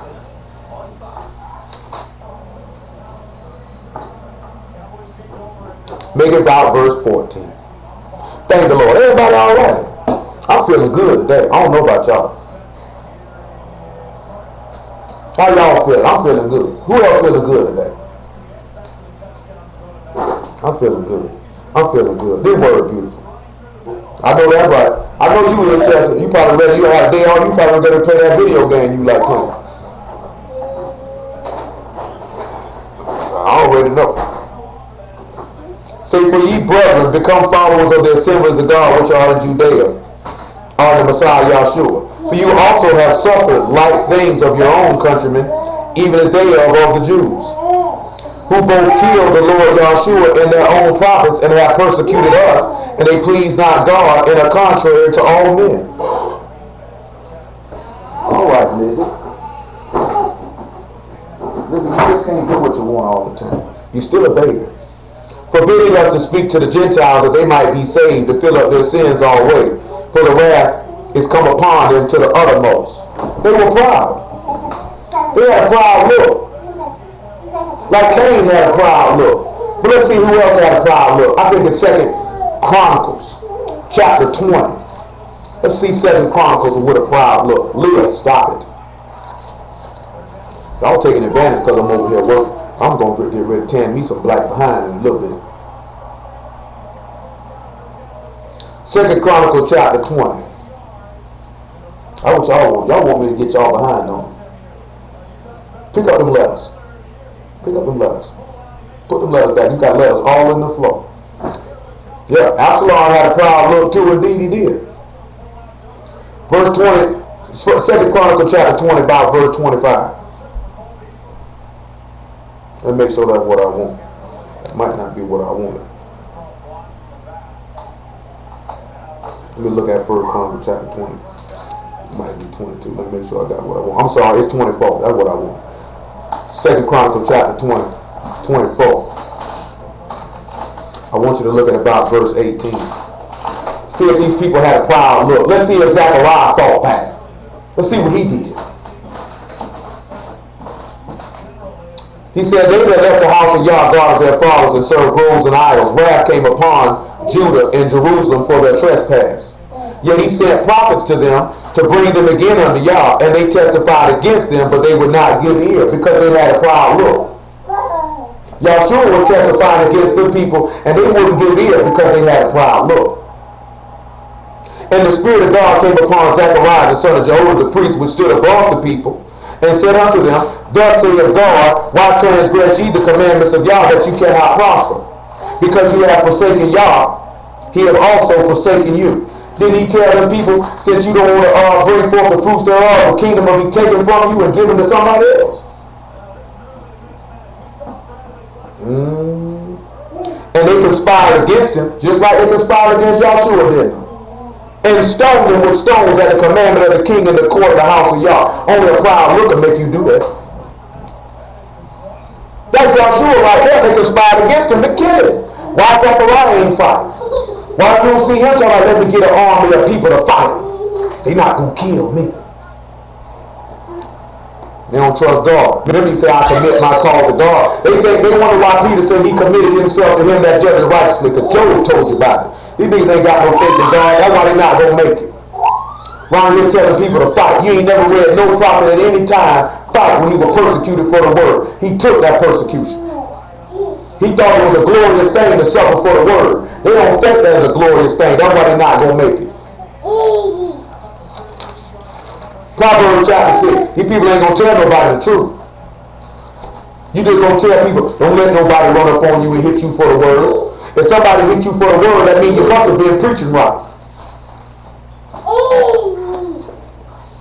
Proverbs 16 and Proverbs 6 verse 17. So we looked at a proud look. Then he said they had a lying tongue. So let's look at 1 Kings chapter 21 and see if they had a lying tongue. And after that, I guess we're going to look at Jeremiah 26. I told you we're going to go into prophet, then Lord will. We're going to sit back and we're going to look and see if these things going to fall on us who follow after the king. When a man says what's going to happen to them that come after the king, except that what's already been done. All right, Leah, before you hurt your sister. 1 Kings 21. Let's look at verse 2 and we'll be doing some moving. We're not going to read everything in here. And Ahab said unto Naboth, saying, Give me thy vineyard. I have given it that I may have it for a garden of herbs, because it is near unto my house. And I will give it to thee for a better vineyard than it. Or if it seem good to thee, I will give thee the worth of it in money. Now we know from our law, you can't compel somebody to sell their inheritance. You can't make nobody do that. That's why the king came and told him, he said, man, I'll pay you for it. I'll give you one or I'll pay you for it. See, that's how Jews roll. If you got something I want, I'll pay you for it, or I'll give you something of equal or greater value for what I'm asking you for. And Naboth said to Ahab, Yah forbid me that I should give the inheritance of my fathers unto thee. Ahab came into his house heavy and displeased because the word which Naboth the Jezreelite had spoken to him. For he said, I will not give thee the inheritance of my fathers. He laid him down upon his bed and turned away his face, and we eat no bread. But Jezebel his wife came to him and said unto him, Why is thy spirit so sad that thou eat no bread? And he said unto her, Because I spake unto Naboth the Jezreelite, and said unto him, Give me thy vineyard for money, or else if it please thee, I will give thee another vineyard for it. And he answered, I will not give thee my vineyard. And Jezebel his wife said unto me, Does thou now govern the kingdom of Israel? Arise and eat bread and let thy heart be merry. I will give thee the vineyard of Naboth the Jezreelite. I'm going to tell y'all something now for y'all men. Don't y'all be no weak-willed, coward type man like this man. Because you supposed to tell your wife, sit your ratchet butt down somewhere. See, some of y'all ain't got enough balls and technical fortitude to tell a woman to sit her butt down and stay in your place. See, he was a weak-willed man. He didn't have a heart to tell that woman it was wrong. There's a lot of Ahabs out here just cowards. Scared to look a woman in the face and tell a woman, sit your butt down somewhere. I got this here. I don't need your assistance on this. The man say, I can't have it, I can't have it. Some of y'all wives will tell you you're going to do something wrong. You're going to go right along with it. All you got to do is look at Acts chapter 5 with Sapphira and her husband conspiring to leave back money. She knew it was wrong. He knew it was wrong. They were together. Some y'all like that. Too scared to be a man and tell that woman to sit out because you don't want to lose no vagina. You don't want to leave you.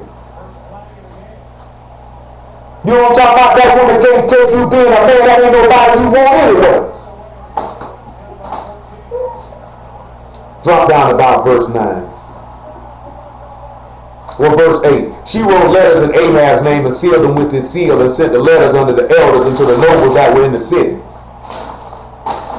dwelling with Nabal. She wrote in the letters proclaiming the fast, set Nabal on high among the people.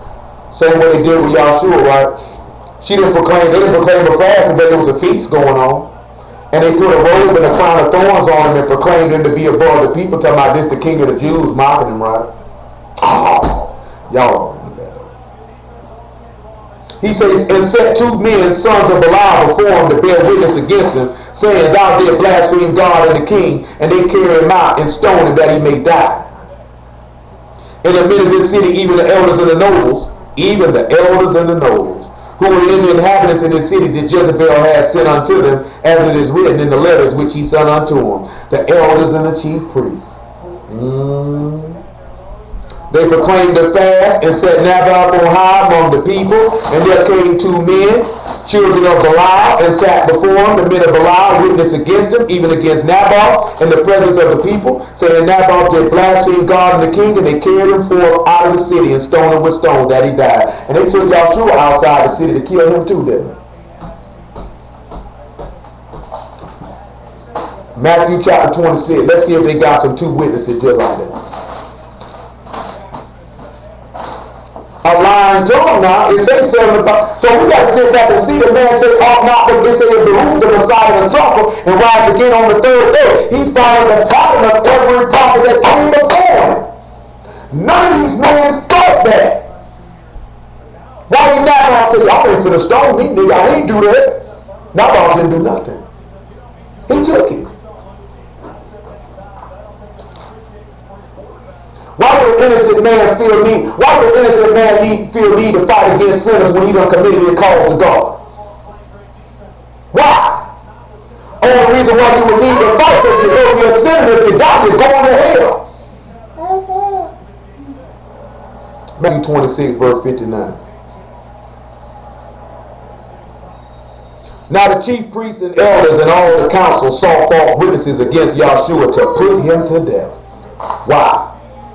But found none. Yea, many false witnesses came, yet found none. At the last came two false witnesses, and said, this fellow said, I'm able to destroy the temple of God and build it in 3 days. Two men of Belial came to tell lies on this man. Because when they said he was able to destroy the temple of God, they said he was blaspheming. Look at Jeremiah 26. Let's see if Jeremiah went through the same thing. These niggas don't know what they're doing. And they get mad when you show them that what you thought was correct was a lie. And they think that you're doing that just to ridicule them or mess with them. Then letting you know that these people you don't know what you're doing. Man, when it comes to the testimony of Yahshua, that's what I do. It's not because I'm great. It's not because I'm so skillful or so masterful of my own volition. It's because of the grace and mercy of the living God of Abraham, Isaac, and Jacob. So when I sit down and I'm talking to carnal-minded men who know nothing about the testimony, and I'm showing you how this stuff line up with it, man, why would you fight or kick against it? Because you feel like I ain't no hope, I ain't no coward, I'm a fighter. Obviously you are a coward. Because the true strength is a man who trusts God, who will be willing to take all the afflictions or persecutions that come with the word. Ain't nothing cowardly by getting beat for the word. Because you're getting beat for God. You ain't getting beat for yourself. So you telling God, I'm not worthy of your glory. That's what you telling him.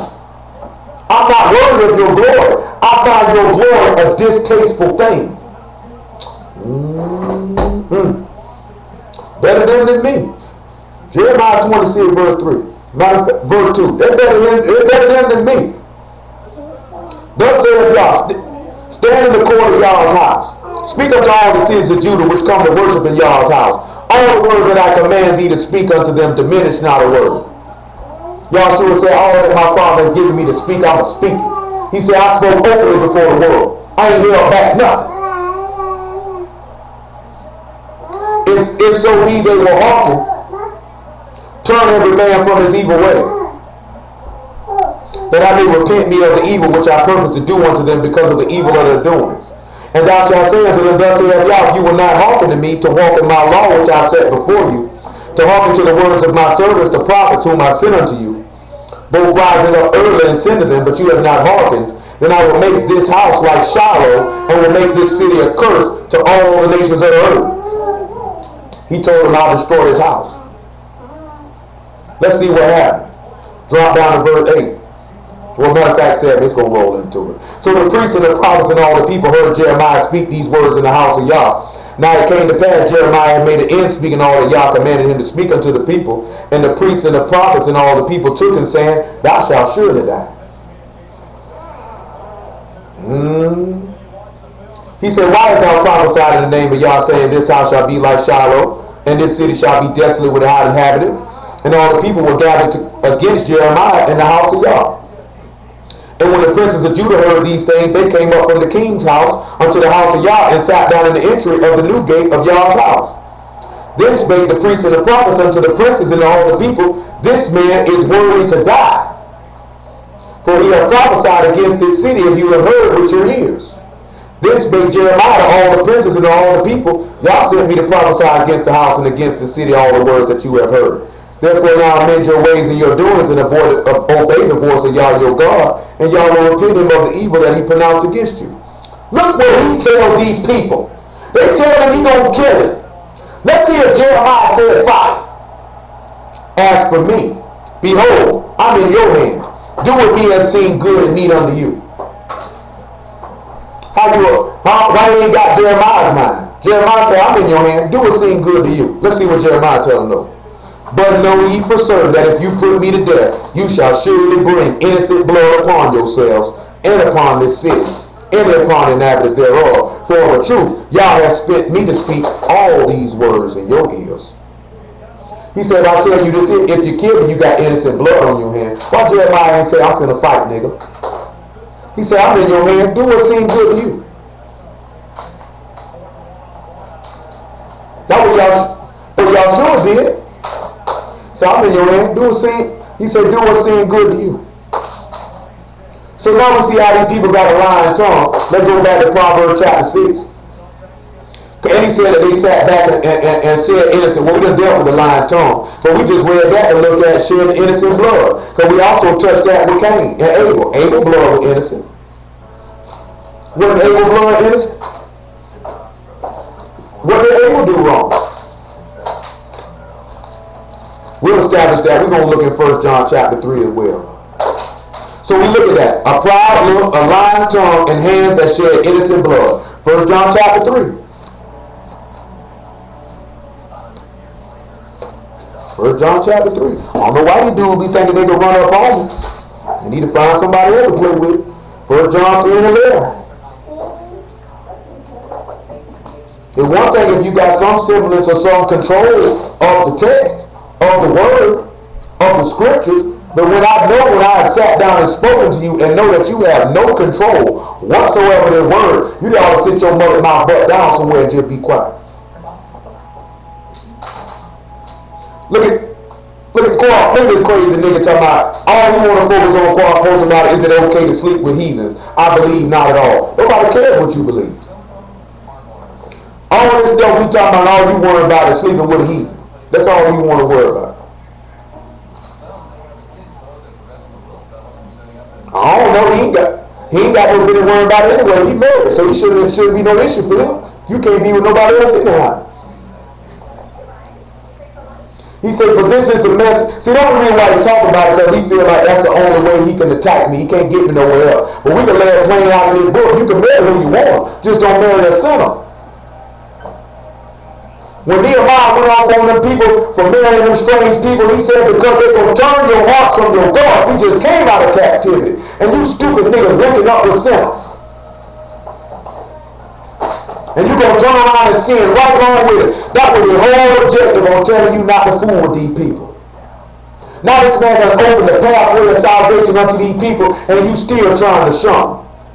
Marry who you want. Just marry somebody that's going to be like Ruth. My God is your God and my people are your people. They ain't talking like that. You ain't got no business fooling with it.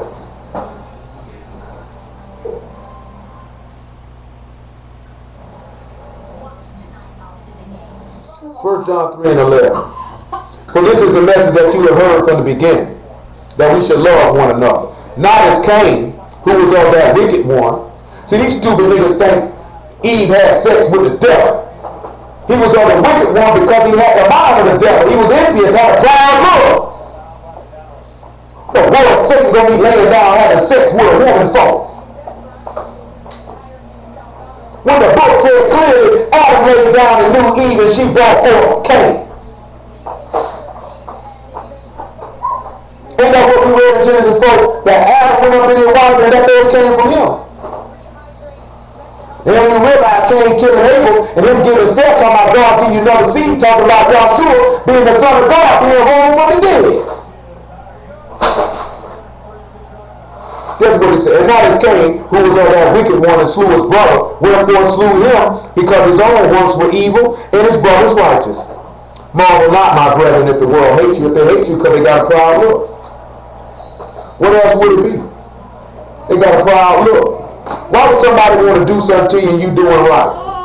Only because they proud. Only because they proud. That's what was wrong with the scribes and Pharisees. Come on over here to Matthew 11 if I'm not mistaken. I'm almost done, Liv. Then I'll play with y'all we want. Let me finish working now. When I get off the clock, we can move around your grocery cart. Hold on. I don't think Matthew 11 what I want. Let me make sure I find what I want.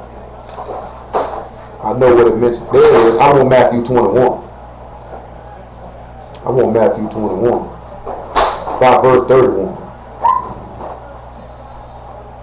Matter of fact, make it 27. Actually, 23 is what I'm after. Matthew 21 and 23 is what I'm after. Leah out here grocery shopping, y'all. Her grandma bought her a grocery card. She thinks she grocery shopping.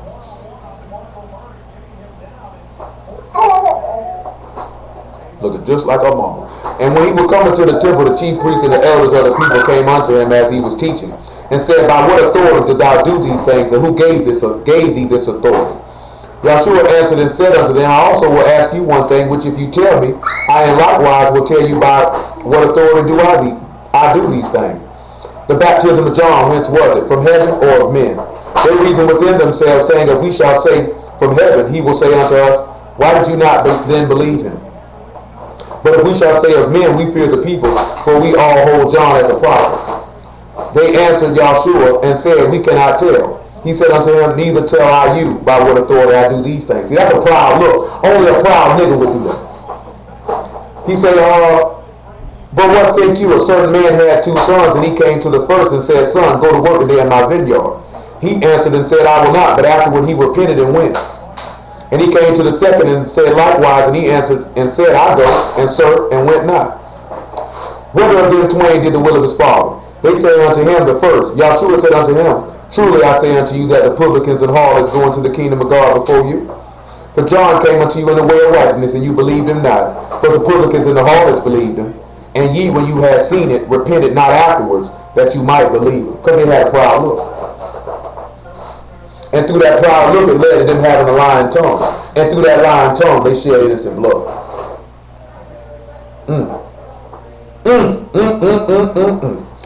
But come on back over here to Proverbs chapter 6.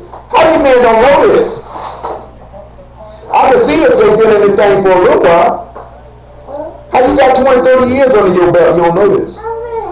Nigga had a nerve to call each other high priest. I wouldn't dare call a nigga a high priest. I got a high priest. Last time I think his name was the Messiah Yahshua. I wouldn't dare call a man high priest. These niggas really put high priest after that before they name. I'm the chief high priest. You a chief crackhead. Verse 18. I wouldn't dare call no man high priest. That's blasphemy. That's almost the same as calling a man Messiah. Oh no. You Every time I'm the man call me Messiah. I call him Messiah, I had my mom. Look what he said. A heart that devises wicked imaginations. Feet that be swift. Get it here. Feet that get it here. Get it here. Get it here, Leo. Okay. Let me have it back. Feet that be swift. A heart that devises wicked imaginations, and feet that be swift in running to mischief. We done sat back. Have we not read about men whose feet were quick to run to mischief and hearts were devising wicked things? Huh? Y'all hear me? And we done looked at that at examples with Cain, with Jeremiah, with Zechariah, the people conspiring, and their feet were quick to run to mischief, and their heart were devising wicked things. What about the book of Daniel? Look at the 6th chapter. See if their feet were quick to run to mischief, desiring wicked things. I told you I didn't go into this in depth last Sabbath like I wanted to. But thank the Lord, he done had me come back so I could do so. It's all right, listen. I'm going to come get you in a minute. Daniel chapter 6, verse 3. I'm going to come get you in a minute. Where your pacifier, listen. Get a pacifier, listen. What you did with it. Daniel 6 and 3. This Daniel was preferred above the presidents and the princes because an excellent spirit was in him, and the king thought it would set him over the whole realm. Go look at Luke chapter 1, why he be called the greatest and the son of the highest, and he'll rule over the house of Jacob forever. Then the presidents and princes sought to find occasion against Daniel, just like the whole concerning the kingdom, but they could find none occasion nor fault, for as much as he was faithful, neither was there any error or fault found in him. Because Yahshua said, if I would have came and did the works another man did, they wouldn't have had sin. But then he said they sought to find occasion. Luke chapter 11, verse 41. Leah, I'm still working. When I get finished working, you can sit here. But until then, you cannot climb up on this tent or in this chair. Now, where's your sister pacifier? Go retrieve it. Go retrieve the pacifier for me, Leo. Leo. Can you do that for me, please? Little big head baby. Luke 11 and 46, actually. Little big head baby. And he said, woe unto ye, lawyers, for you laid men with burdens grievous to be borne, and ye yourselves shall not touch the burdens with one of your fingers. Woe unto you, for you build the sepulchres of the prophets, and your fathers killed them. Truly you bear witness that you allow the deeds of your fathers, for they indeed killed them, and you build their sepulchres. Therefore also said the wisdom of God, I will send them prophets and apostles. Some of them they shall slay and persecute, that the blood of all the prophets which was shed from the foundation of the world may be required of this generation. From the blood of Abel unto the blood of Zacharias, which perished between the altar and the temple. Truly I say unto you, it shall be required of this generation. Woe unto you, lawyers, for you have taken away the key of knowledge. You entered not in yourselves, and them that were entering in ye hindered. And as he said these things unto them, the scribes and Pharisees began to urge vehemently and to provoke him to speak of many things, laying wait for him, seeking to catch something out of his mouth that they might accuse him. Ain't that what they were trying to do with Daniel? But they couldn't find none, seeing that there was no sin and he was faithful. Yahshua told him that in John 8. He said, which of you convince me of a sin? And if not, why you don't believe me? That is Daniel chapter 6. Everybody all right? Y'all talk to me. Y'all dead. Y'all quiet as people at somebody's funeral.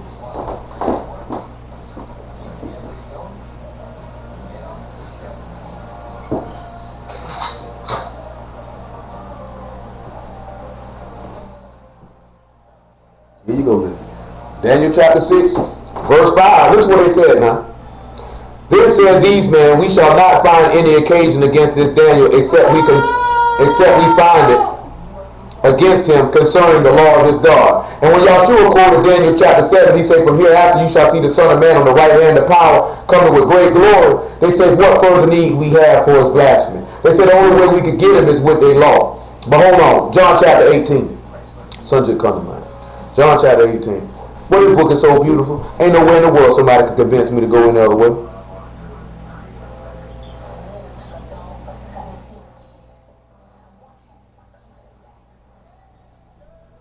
Let me make sure John chapter 18 is what I want.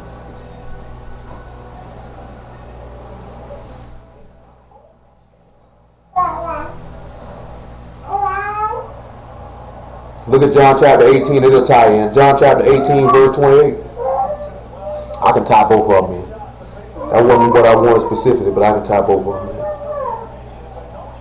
Then they led Yahshua from Capheus unto the hall of judgment, and it was early.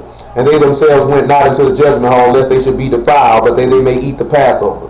Pilate then went out unto them and said, What accusation bring you against this man? They answered and said unto him, If he were not a malefactor, we would have not delivered him up unto thee. They said, if he wasn't a criminal, if he wasn't a malefactor, we wouldn't have brought him here. John chapter 19, verse 4. Pilate therefore went forth again and saith unto them, Behold, I bring him forth to you, that you may know that I find no fault in him. Then came Yahshua forth wearing a crown of thorns and a purple robe, and Pilate said unto them, Behold the man. When the chief priests therefore and officers saw him, they cried out, saying, Crucify him, crucify him. Pilate said unto them, Take ye and crucify him. I find no fault in him. Because they couldn't find no error in him, seeing that he was faultless and without error. The Jews answered him, We have a law, and by our law he ought to die, because he made himself the Son of God. They said that's the only way we're going to be able to kill him. Back to Daniel chapter 6. Verse 6. So these are hearts that are devising wicked imaginations, whose feet are swift to run to mischief. Then these presidents and princes assembled together to the king and said thus unto them, King Darius live forever. And all the presidents of the kingdom and the governors and the princes and the councils and the captains have consulted together to establish a royal statute, to make a firm decree, that whosoever shall ask a petition of any god or man for 30 days, save of thee, O king, he shall be cast into the den of lions. Now, O king, establish the decree and sign the writing, that it be not changed, according to the law of the Medes and Persians, which alter not. Wherefore the king Darius signed the writing and the decree. Now when Daniel knew that the writing was signed, he went into his house, and his windows being opened in his chamber toward Jerusalem, he kneeled upon his knees 3 times a day and prayed and gave thanks before his God as he did aforetime. And these men assembled and found Daniel praying, making supplication before his God. Then they came near and spake before the king concerning the king's decree. Has I not signed a decree that every man that shall ask a petition of any god or man within 30 days, save of thee, O king, shall be cast in the den of lions? The king answered and said, The thing is true, according to the law of the Medes and Persians, which alter not. Then answered they and said before the king, that Daniel, which is of the children of the captivity of Judah, regard not thee, O king, nor the decree that thou hast signed, but make his petition 3 times a day. That's why we pray 3 times a day. Psalms 55 and 17. Evening, morning, and noon I shall cry aloud, and thou shalt hear my voice. That's why we do it. And Yahshua did it too. He prayed that evening, morning, and noon. And we'll save that for another day. Some of y'all done heard it, some of y'all have. So when we look at verse 16 of the same book of Daniel, he said, These men assembled unto the king and said unto the king, Know, O king, that the law of the Medes and Persians is, there is no decree nor statute which the king established may be changed. Then the king commanded, and they brought Daniel and cast him to the den of lions. Now the king spake unto Daniel, Thy God, whom thou servest continually, he will deliver thee. See, Daniel committed his cause to his God. Why Daniel ain't fighting not to go in the lion's den? He didn't do nothing wrong. All he did was serve his God. But yet they devised wicked imaginations, and their feet were swift to go execute it so they could kill him. Just like they did to Yahshua, didn't they? Proverbs chapter 6. This thing get deeper than you know, didn't it? All these 7 abominations were in Judas' heart when he spoke fair, talking about hell, master. And we seeing these 7 abominations executed upon men of God all through this book. And a nigga gonna tell me to fight when I don't see these men doing that. Verse 19 of Proverbs chapter 6. He said, A false witness that speak lies, and he that sow discord among brethren. We seen where Judas came and sowed discord among brethren. We seen where Korah was sowing discord among brethren. 7 troubles, I'll deliver you from the evil. 7 troubles, I'll deliver you from the evil. Proverbs 24:16. Or 15 actually. Thank the Lord for the truth. Leah, get your butt out there. Leah, get your butt out there. Strange little girl.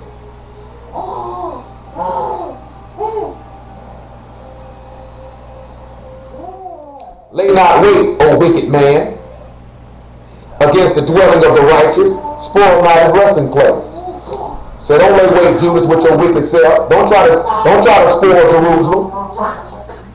Remember, he said this is Jerusalem is my footstool, the place of my rest, the place where I place my name at. For a just man falls 7 times and rise up again, but the wicked shall fall into mischief. We've seen the mischief that befell Judas, but he said his just man will fall 7 times, but rise again. He said you'll be in 7 troubles, no evil gonna touch thee. Luke chapter 24 verse 1. Let's see if this just man, I want to ask everybody, have we established how this man Yahshua failed 7 times? Y'all also know this line up with the 7 plagues in Egypt, right? 7 afflictions happened in Egypt. Now you sitting back looking at this here, and out of those 7 afflictions, life came.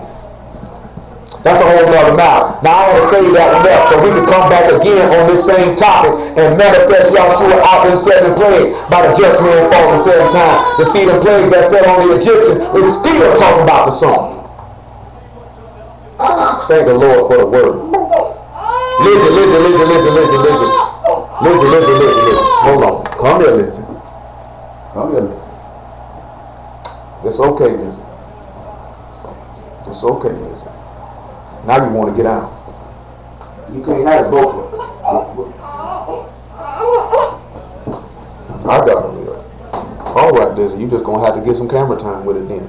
Luke 24:1. Thank you, do it. Now upon the first day of the week, very early in the morning, they came unto the sepulchre, bringing the spices which they had prepared, and certain others with them. And they found a stone rolled away from the sepulchre. Stop, Lizzie. And they entered in and found not the body of the Lord Yahshua. And it came to pass, as they were much perplexed thereabout, behold, 2 men stood by them in shining garments. And as they were afraid, bowed down their faces to the earth, and they said unto them, Why seek ye the living among the dead? He is not here, but is risen. Then it said, A just man falls 7 times, but rise up again. They said, He ain't here. I can't hold you right now, Lizzie. Calm down, Lizzie. Say, A just man rise 7 times. Fall 7 times, rise again. They say Yahshua isn't here, he is risen. Remember how he spake unto you when he was yet in Galilee. Let's make sure he's the just one. Acts chapter 3 verse 13. Let's make sure he's the just one. Because we know there's not a just man upon the earth that do good and sin not, till Yahshua came and did the works that no other man did.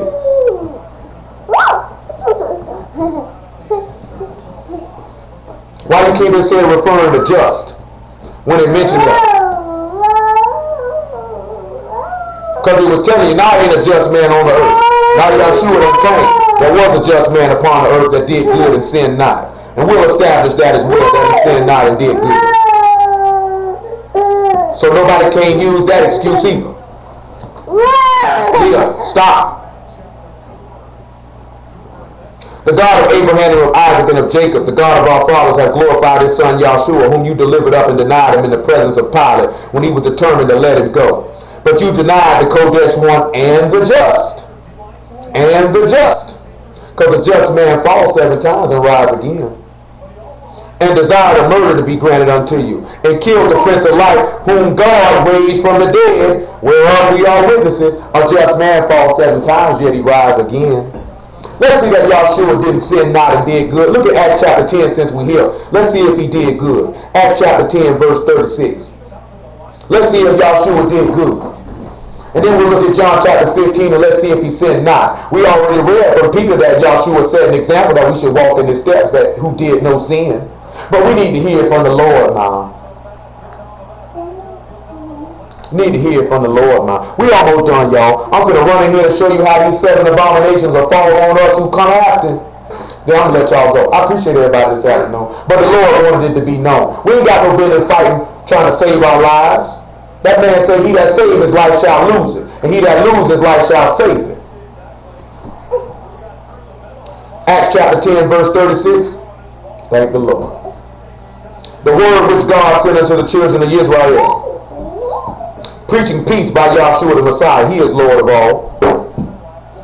That word I say unto you, which was published throughout all Judea, began from Galilee after the baptism which John preached, whom God anointed Yahshua of Nazareth. No, Lizzie. Hold on, y'all. Lizzie got too much going on.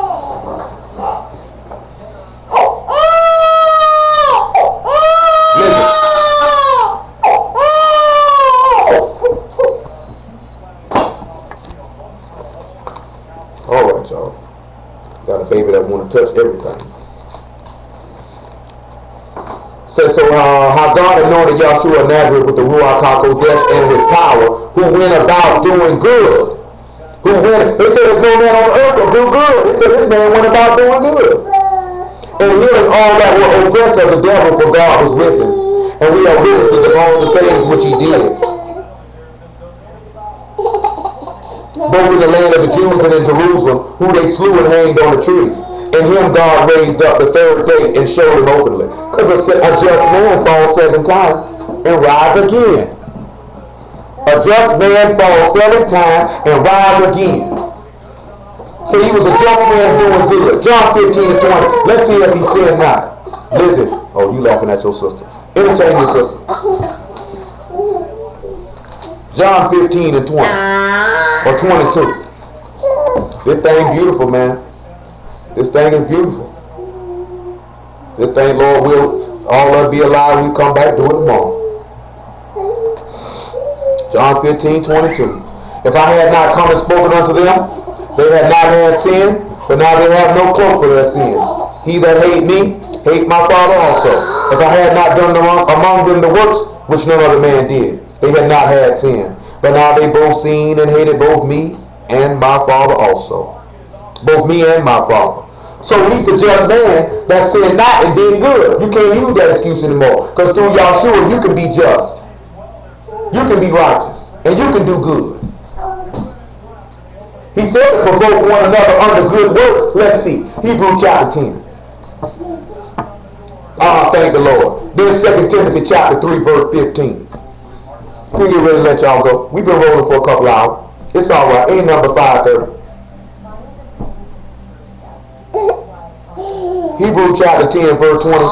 Make it 19 actually.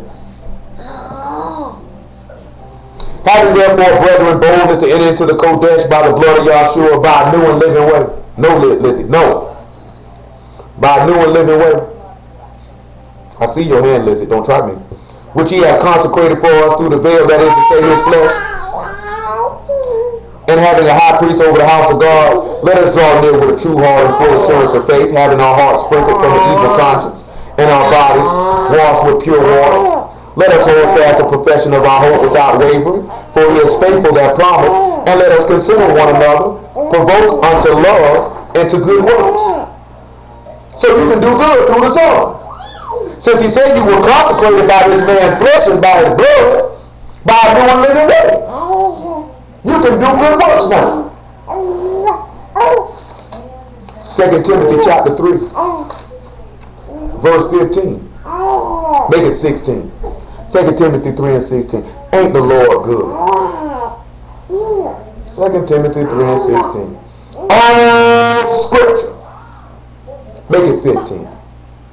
Matter of fact, make it 14. But continue thou in the things which thou hast learned. Things I done taught y'all. I'm talking to my members firstly. Things I done taught y'all, walk in. Which are, he said, and be assured of knowing of whom thou hast learned them. Be assured you know you learned of your God. Be assured of it. And that from a child thou hast known the Kodesh scriptures, which are able to make thee wise unto salvation through faith which is in the Messiah Yahshua. Testimony Yahshua can make you wise that you might be saved. All scripture is given by inspiration of God and is profitable for doctrine, for reproof, for correction, for instruction in righteousness. Listen, y'all, that the man of God may be perfect. Because the disciple is not above his master, and everyone that is perfect shall be as his master. Thoroughly furnished unto all good works. 1 John 3 and 5. So let's see, through this just man who did good and didn't sin, through him we can do good and not sin. We just established that. 1 John 3 and 5. And ye know that he was manifested to take away our sins, and in him is no sin. Whosoever abide in him, sin not. Whosoever sin, hath not seen, neither known him. So if you abide in this just man who didn't sin and did get worse, then you wouldn't sin either then, would you? Leah, stop. Ain't that interesting? I want to see, let's go over here and look at Revelation chapter 12. Finna get ready to let y'all go. Revelation chapter 12. About verse 15. Leah, sit down. Just sit down. Lizzie, all right. You can entertain your sister once I get off the phone. After I change the little button. And the serpent cast out his mouth, water as a flood after the woman, that he might cause her to be carried away of the flood. And the earth helped the woman and opened her mouth and swallowed up the flood which the dragon cast out of his mouth. The dragon was wroth with the woman and went to make war with the remnant of her seed, which keep the commandments of God and have the testimony of Yahshua the Messiah. So why would the dragon be wroth? Because he had a pride look, because he don't want to humble himself unto the word, him nor his people. He going to be swift to shed the hands of innocent blood, because if you keep the commandments of God with the testimony of Yahshua, truly you innocent. He's going to be devising wicked imagination. His feet going to be swift to execute him. He going to have a lying tongue and do other things. John chapter 16. John chapter 16 verse 1. I thank the Lord for the word. Leah, stop playing with your nipples. John chapter 16 verse 1.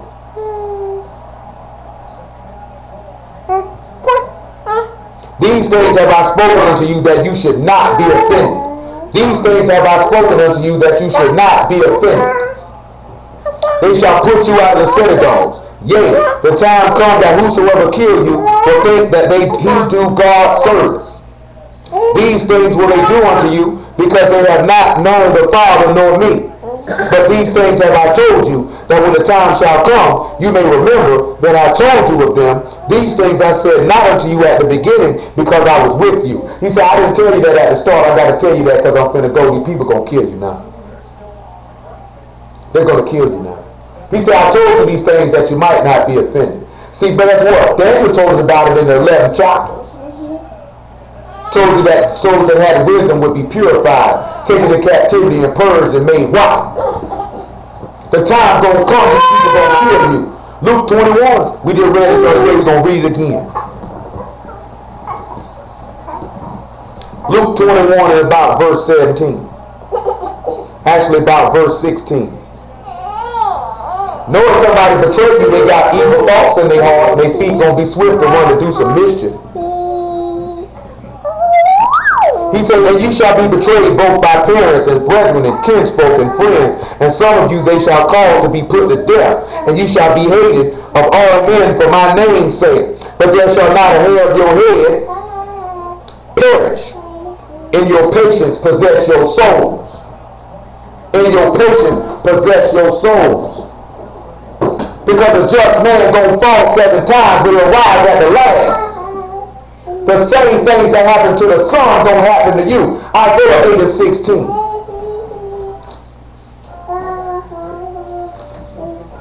Oh, you just want to stand up. Isaiah 8 and 16. Bind up the testimony. Seal the law among my disciples. And I will wait upon Yah that hide his face from the house of Jacob, and I will look for him. How about you commit your call to God if you done sealed up the law? If you done bound up the testimony of God in your heart and the law has been sealed in your heart? Huh? How about you know what's going to come on to you and it won't be an offense to you? Huh? Hold on, we almost to the finish line. Revelation 13 again. Revelation 13. Probably look at Revelation 13, 14, and 20. All right, you ain't got to keep calling Lizzie. Who you calling, Leah? Who you calling? You calling your daddy. Your daddy's gone for the moment.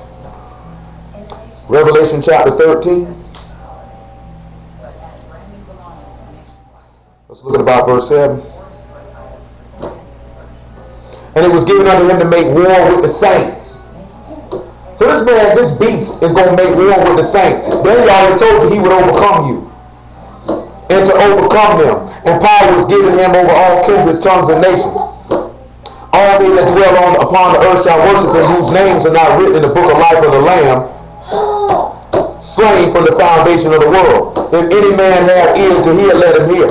He that lead into captivity shall go into captivity. He that killed with the sword must be killed with the sword. Here is the patience and faith of the saints. You know what you need to tell you? See, that's what's going to happen to the white man. Because they led us into captivity. Stupid niggas don't realize you led Yahshua into captivity. Ezekiel told you that. King Zechariah, you were showed that. You seen that with Samson, you were showed that. So he said, guess what? You going into captivity. But that captivity you going into is death. You're going to go to hell. They say he that killed with the sword must be killed with the sword. They killed Yahshua with the sword. When they put him up there on the tree, it's on the right. He said he coming back and his mouth going to be as a two-edged sword to tread the winepress of the wrath of the Almighty God. Don't you know if you people kill us and take us to jail and kill us with the sword, God will come back and do the same thing to them. That's why he said, here's the patience and faith of the saints. White children and patience possess your soul. Stupid niggas don't know what they talking about. Talking about a white man. Talking about no white man. I want Revelation chapter 20. You got to sit back and realize all these things we just read about, all these things going to befall us. We just read about a few of these things falling on the disciples too. Them people heart was swift to run the mischief. You know, these people sat back and said we took and made an oath, said we ain't going to eat till we kill Paul. They were devising wicked imaginations against the apostles. Their feet were swift to doing it. They lied on the men. They were trying to shed their blood. And these people going to do the same thing to us. Revelation 20 and 3. 20 and 4 actually. And I saw thrones, and they sat upon them. And judgment was given unto them, and I saw the souls of them that were beheaded for the witness of Yahshua and for the word of God, which had not worshipped the beast, neither his image, neither received his mark upon their foreheads or in their hands. And they lived and reigned with the Messiah 1,000 years. I got to sit back and look how Shadrach, Meshach, and Abednego didn't bow down and worship that image. And they were willing to die. They went through the fiery furnace. And he told you, I've chosen you through the furnace of affliction. They didn't even realize that we're talking about Yahshua. They were made pure and clean through that furnace. They didn't have a singe on their body. Because don't you know when you take something through the fire, come out pure? But the rest of the dead lived not again until the 1,000 years were finished. This is the first resurrection. Blessed and Kodesh is he that hath part in the first resurrection. On such the second death hath no power. They shall be priests of God and of the Messiah, and shall reign with him 1,000 years. See that right there? A just man fell 7 times, but they rose again. Revelation 21 and 7. Revelation 21 and 7. He that overcome shall inherit all things, and I will be his God, and he shall be my son. If you can overcome them 7 abominations, you'll rise at the last, you'll be a son of God like Yahshua was, because he told you in Romans chapter 1, verse 4, he was declared to be the son of God with power by the spirit of Kodesh and the resurrection of the dead. After he went through those 7 abominations, them 7 evils, no evil touched him because I won't suffer my co-wretched one to see corruption. He just told you blessed and co-wretched he that have part in the first resurrection. Go get you some water. If you can endure through these things. Huh? That makes sense for y'all? Look at verse 8 though. But the fearful and unbelieving and abominable and murderers and whoremongers and sorcerers and idolaters and all liars shall have their part in the lake which burn with fire and brimstone, which is the second death. And remember, he said, Yah hasn't given us the spirit of fear. Perfect love cast out fear, because fear has torment. That's why you want to fight, because you're fearful, you're scared. You ain't willing to stand firm and die for the word. Luke chapter 24, verse 25. Luke chapter 24, verse 25. Luke chapter 24, verse 25. Then he said unto them, O fools and slow of heart, to believe all that the prophets have spoken. Ought not the Messiah to have suffered these things to enter into his glory? Ought not Yahshua also suffer these 7 abominations to enter into his glory? No, I don't want it, it's yours. Ought not you to suffer these things so you can enter into your glory? And beginning at Moses and all the prophets, he expounded unto them in all the scriptures the things concerning himself. Verse 44 of the same chapter. And he said unto them, These are the words which I spake unto you while I was yet with you, that all things must be fulfilled, which were written in the law of Moses, and in the prophets, and in the Psalms concerning me. Then opened he their understanding, that they might understand the scriptures. I don't understand the scriptures and the epistles y'all heard today. And he said unto them, Thus it is written, and thus it behooved the Messiah to suffer, and to rise from the dead the 3rd day, that repentance and remission of sins should be preached in his name among all nations, beginning at Jerusalem. When he suffered these 7 abominations, he rose from the dead. Thank God for the Ruach HaKodesh. Thank God for the word. That's good. I appreciate it. Y'all give the Lord a round of applause. Thank the Lord.